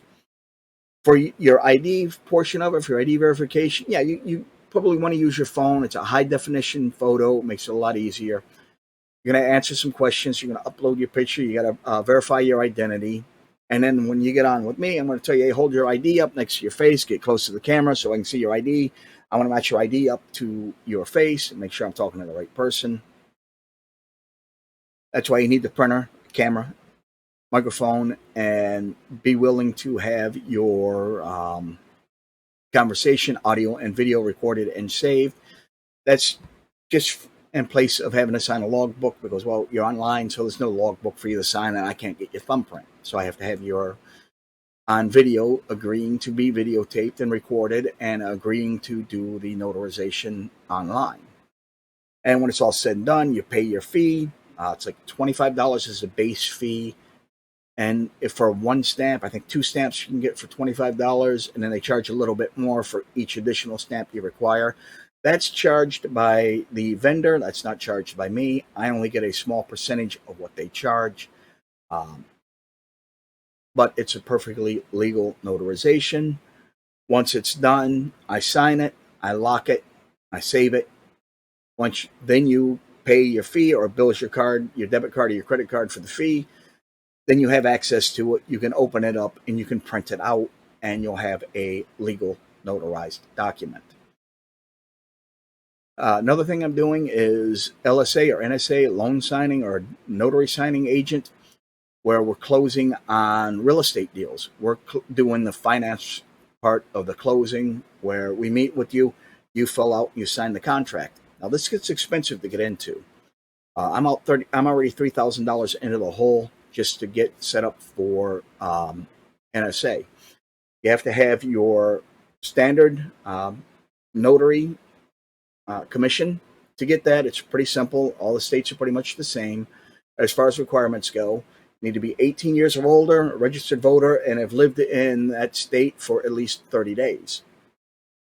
Other states have additional requirements, like you have to take certain training, you have to pass a test, you need to post a bond with the state, and it is a public office. You are being commissioned as a public officer, as a notary public. Now, to do remote online notary, that's a separate commission you get after you have your traditional commission to be able to do online. And then with that, you got to have E&O insurance, which is going to be a requirement. You'd be foolish not to have E&O, errors and omissions. This covers you if something is not signed right, if the wrong place is signed, even if punctuation or a date is wrong. Anything that can void out the document that's being signed. Uh, Now, when it comes to your loan signing stuff, you're going to be printing out on two different size papers. You're going to be printing out on legal paper, which is 8.5 by 14 inches, and you're going to be printing out on letter paper, which is just 8.5 by 11 inches, your regular printer paper. So you need a printer, a LaserJet printer. You don't want to use an inkjet printer. You're going to go through too much ink too fast. You're going to burn out your printer too quickly, and it's going to take forever to print them out. You want a two-tray printer that can do two different papers at once. So when you have one of those printers, one of the options you have in your print menu when you go to print is print to PDF size. That will automatically print each page out on the right size paper and keep it collated in the proper order. Now, if you don't have a dual tray system, you only got a single tray system, you'll have to use a program to separate the two documents in the PDF, rather the legal size and the letter size. Print out a letter size, print out a legal size, and then you got to put them together in the right order. One page being out of order can void the whole contract. And sometimes you have to print out a minimum of 2 copies, sometimes 3 copies. If there's only one signer, you only need 2 copies, one to leave with them and one for them to sign and turn in. Then if there's a signer and a co-signer, you need 3 copies, one for each of them and one for yourself to sign and turn in. Some of these contracts can be 30 pages long. Some of them can be 250 pages long. Picture having to sort through. You got 2 signers, a husband and wife, for signing a mortgage. You got to print out 3 copies of the contract, 250 page each contract, and you don't have a dual tray printer. And you got to print out all the letter, then print out all the legal separately, and then organize them. It could be letter, legal, letter, legal, letter, legal, letter, legal, all the way down the line, different size pages. And laws in different states require specific size paper for specific documents for the loan to be valid. If you make a mistake and print the wrong page on the wrong paper, that will void the entire thing. And you're going to get sued. And you're going to get sued big time. You can get sued for a couple $100,000. You can get sued for $1 million over it. Because now they got to go back and go through a second signing. Now that second signer that they're dealing with, the second notary, they're going to get all the hate and anger from those people having to go through the whole process again. Because you might have cost them the sell or purchase of the property altogether. You might have cost them a low interest rate. They might have had it locked in at 3%. Now it's 13% because it wasn't done in time. There's a lot of things that can go wrong. Just the wrong date in the wrong spot, a signature in the wrong spot. If you have the signer and co-signer's names reversed, that will void the contract. There's a lot of stuff you got to be mindful and careful of. You have to go through a training program for it. You have to go through a background check for it. There's a lot of stuff you got to go through to become an NSA or an LSA, as it's sometimes referred to. But there's good money to be made as an LSA, NSA.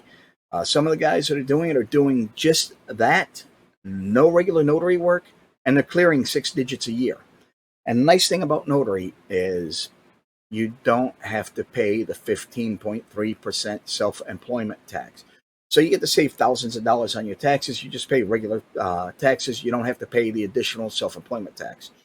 Any job you have where you're employed by yourself, on top of your regular taxes and your corporate taxes that you pay to the state, your FICA, your Social Security, all that other stuff, you pay an additional 15.3% to the government for self-employment tax. They want to get as much money out of you as they can. So over 50% of your money is going out in taxes. So as a notary public, just on what you earn as a notary, you don't have to pay that additional self-employment tax, which is nice. I mean, like I said, it could save you thousands of dollars every year on your taxes. And they average $150 to $300 or more per signing. And a signing can take an hour and a half to 2 hours. But if you have an inkjet printer and you got to print out 750 pages, you're going to go through at least 2 sets of ink cartridges. Your printer's going to have to shut down and cool off for a little bit between runs, or halfway through runs, it's going to stop so it can cool down. A printer cycle is only will only make so many copies in a year. If you're using an inkjet printer, and it's going to take you hours to print it out. Inkjet prints maybe 3 or 4 pages in a minute if you're lucky, and it's going to use up a lot of ink.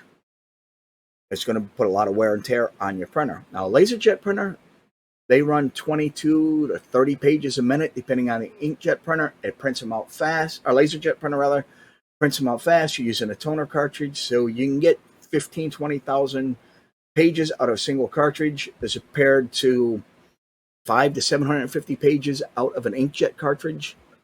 So that toner cartridge is a little more expensive, but they last longer.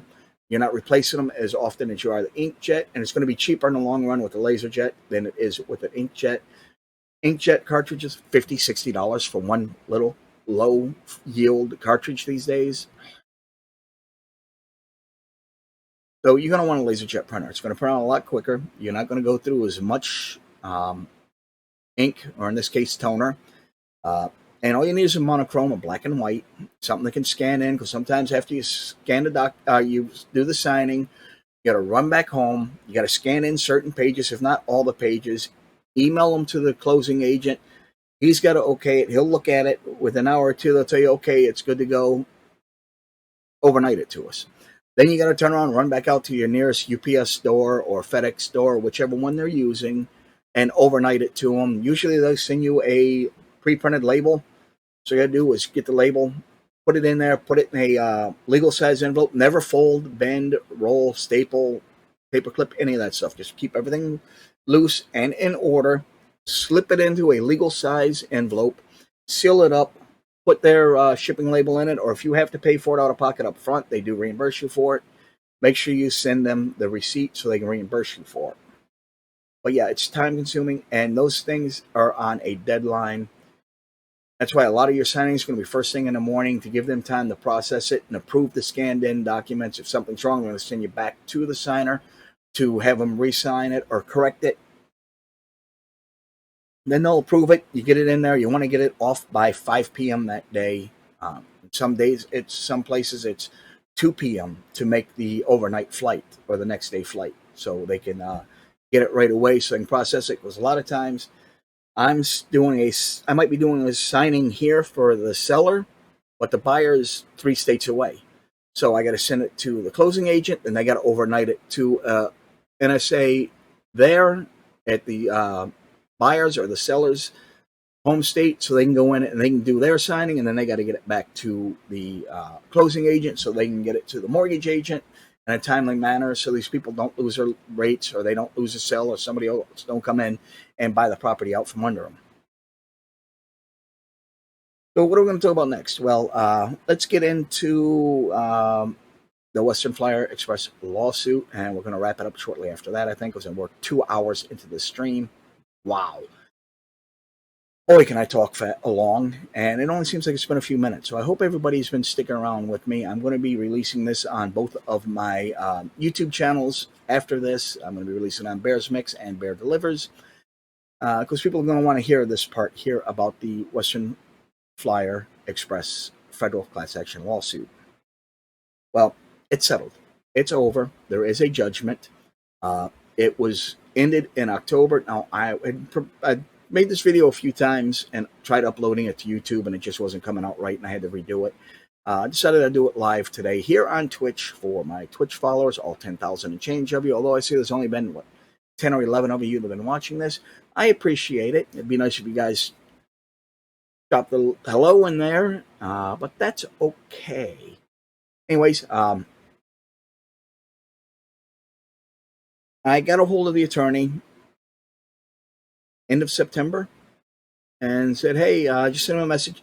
Hey, I haven't got any updates on the Western Flyer Express class action lawsuit in a few months. My viewers would like to know. I would like to know what the status is of it. I know you're busy, but when you have time, could you please shoot me a quick update? Like 3 days later, I get a message from the attorney. Hey, thanks for checking in. You need to go to the CPT website. All the updates are there. The case is just about over. over. What? So go over to the CPT website, look it up. Sure as hell, it was over. The final motions were set to be filed in early October, with the finalization of the suit on November 3rd in Oklahoma City, Oklahoma, Federal District Court for Oklahoma. And it kind of surprised me because I hadn't got any updates or anything. So I called over to CPT and said, hey, what's going on here? I never got any updates on this. I need to, what do I need to do next? I said, well, we need to verify your identity. So I gave them my name, my address, my phone number, my email. They said, nope, that's not what we have on file for you. I said, okay, well, it's got to be my old address down in Las Vegas. So I gave them my old Las Vegas address, my phone number from Las Vegas, and my email address, which hadn't changed. Like, no, that's not it either. So what are you talking about? It can only be one of those two addresses. I lived in Las Vegas when I worked for Western Flyer Express. And upon leaving Western Flyer Express, I moved to Anchorage, Alaska. So it can only be one of those two addresses.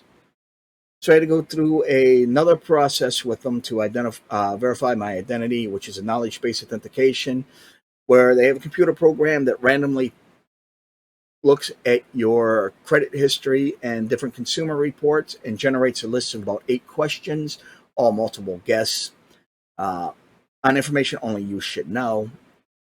Get 80% of them right, you win, because some of them might be so old that you don't remember. I remember one time I failed a question. It was back in the early 2000s. I had 3 1999 Ford Crown Victoria Police Interceptors, a white one, a blue one, and a black one, that I'd bought at police auction, liquidation auction, to flip them. And they were all titled in my name, so they were all registered in my name. I had to have titled them before I could resell them while I was fixing them up and getting them ready. Well, some of the questions was, in 2001, what color was your 1999 Ford Crown Victoria? Was it A, red, B, black, C, blue, D, none of the above? I said, I had a blue one, a black one, and a white one. I guess I'm going to choose the black one. Wrong. They wanted the blue one. So I got that question wrong because I had 3 identical cars, same year, same make and model, just different colors that year. So, hey, it is what it is. But I was able to go through and pass the other questions that they asked me and verify my identity. They said, okay, well, we're going to send you over the NDA, which is common practice in class action lawsuits. They don't want you to reveal what type of settlement you're getting or what type of judgment you're getting, because they don't want people to think of it as, hey, let's run out and sue this guy. Let's go do this. Let's go sue that, and tie up the courts and stuff, and with frivolous lawsuits. So they sent me over the NDA. They sent me over a form to update my information. I had to verify my name, my address, my social security number, my phone number, my email address. None of it on there was accurate. So I had to update just about everything on there. The social security number was right. My name was right. My birth date was right. Everything else was wrong. They had me an address for me in Mississippi. They had a phone number for me in Oklahoma. And they had a Gmail email address that I have never had before. Or rather, they had a phone number for me in Oklahoma, and they had a Gmail address that I've never been associated with. Well, I looked up the address they had. It was Western Flyer Express's drop yard in Patel, Mississippi, where I've never lived or worked. So basically what they did is they perjured themselves before the courts. They provided the courts false contact information. Because once these checks sent out, they're only valid for a certain period of time. I think it's 90 days. After 90 days, any checks that aren't cashed or any checks that are returned, that money goes back to Western Flyer Express, just like with any other lawsuit. They use a company called CPT. I forget what the CPT stands for. Court Procedures, something or other, I believe. I could be wrong on that. That handles the payments and disbursements for any class action lawsuits that go through the judgment. They handle the disbursements, paying everybody off in the class. Well, they provided false information to them. Now, I'd given the attorney had my proper information. I updated him when I moved with my new phone number, my new mailing address, all that information up here in Alaska. CPT had none of that. Western Flyer Express had provided them with false information, knowingly perjuring them to the courts. That's what they told the courts. Well, this driver lives here, this driver lives here, this driver lives here. So there were 4 different law firms representing the drivers in this case. I sent a message to all 4 of them saying, hey, it's a good thing I decided to reach out and look for a follow-up because I haven't got any information on this until now. And Western Flyer Express provided false information to the courts for the drivers for our contact information. So I wasn't getting any updates on this at all. I didn't know it was going to settlement. I didn't know that there was an offer on the table. I would have rejected that. I never got the notice on it. Granted, it was I can't say how much because of the NDA. I will say it was a multi-million-dollar judgment against Western Flyer Express. My share of it's several $1,000s. It's not the $25,000 and change they owe me. I wish it was more than that. But yeah, I can't say exactly how much. I will say it's several $1,000s in my portion of the settlement, my disbursement. I was hoping to have that check before Christmas.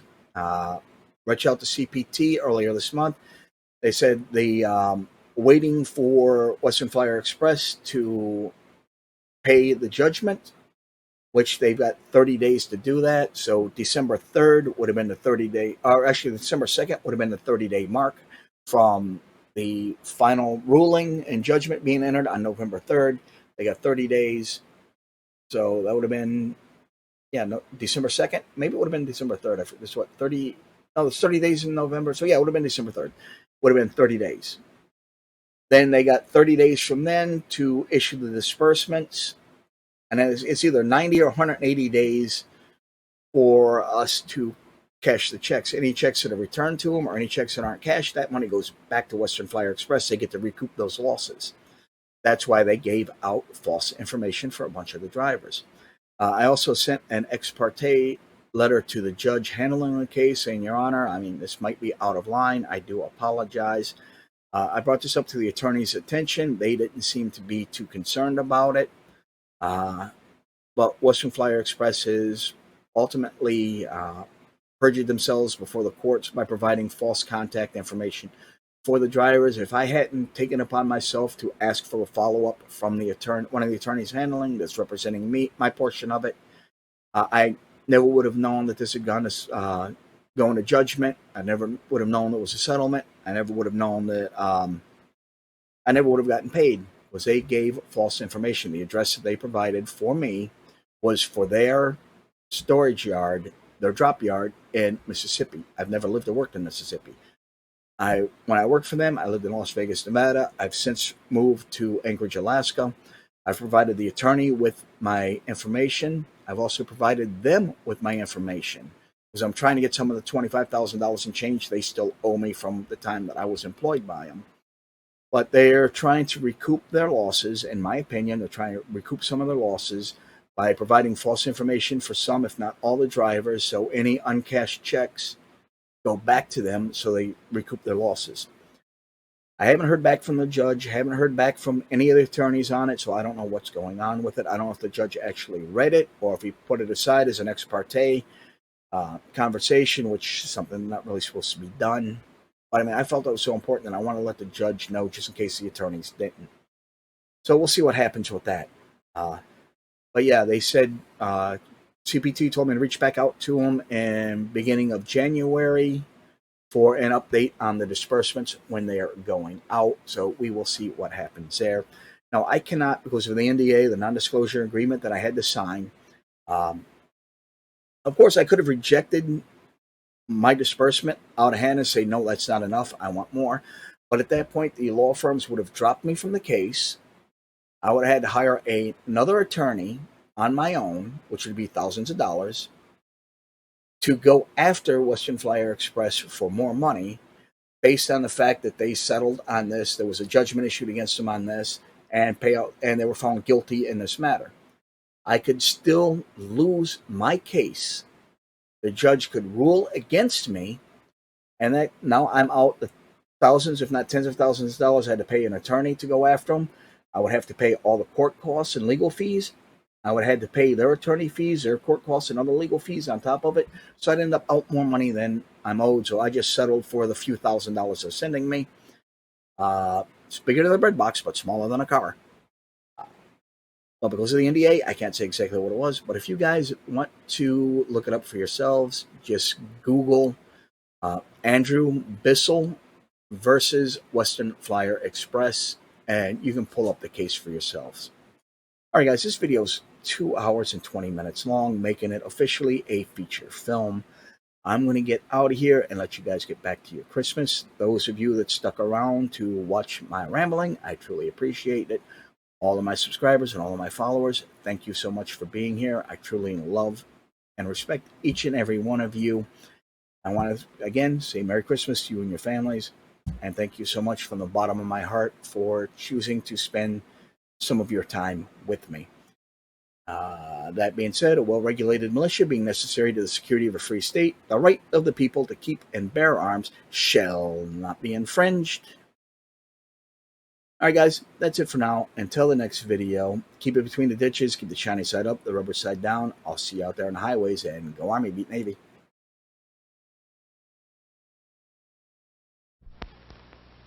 Ladies and gentlemen, our national anthem.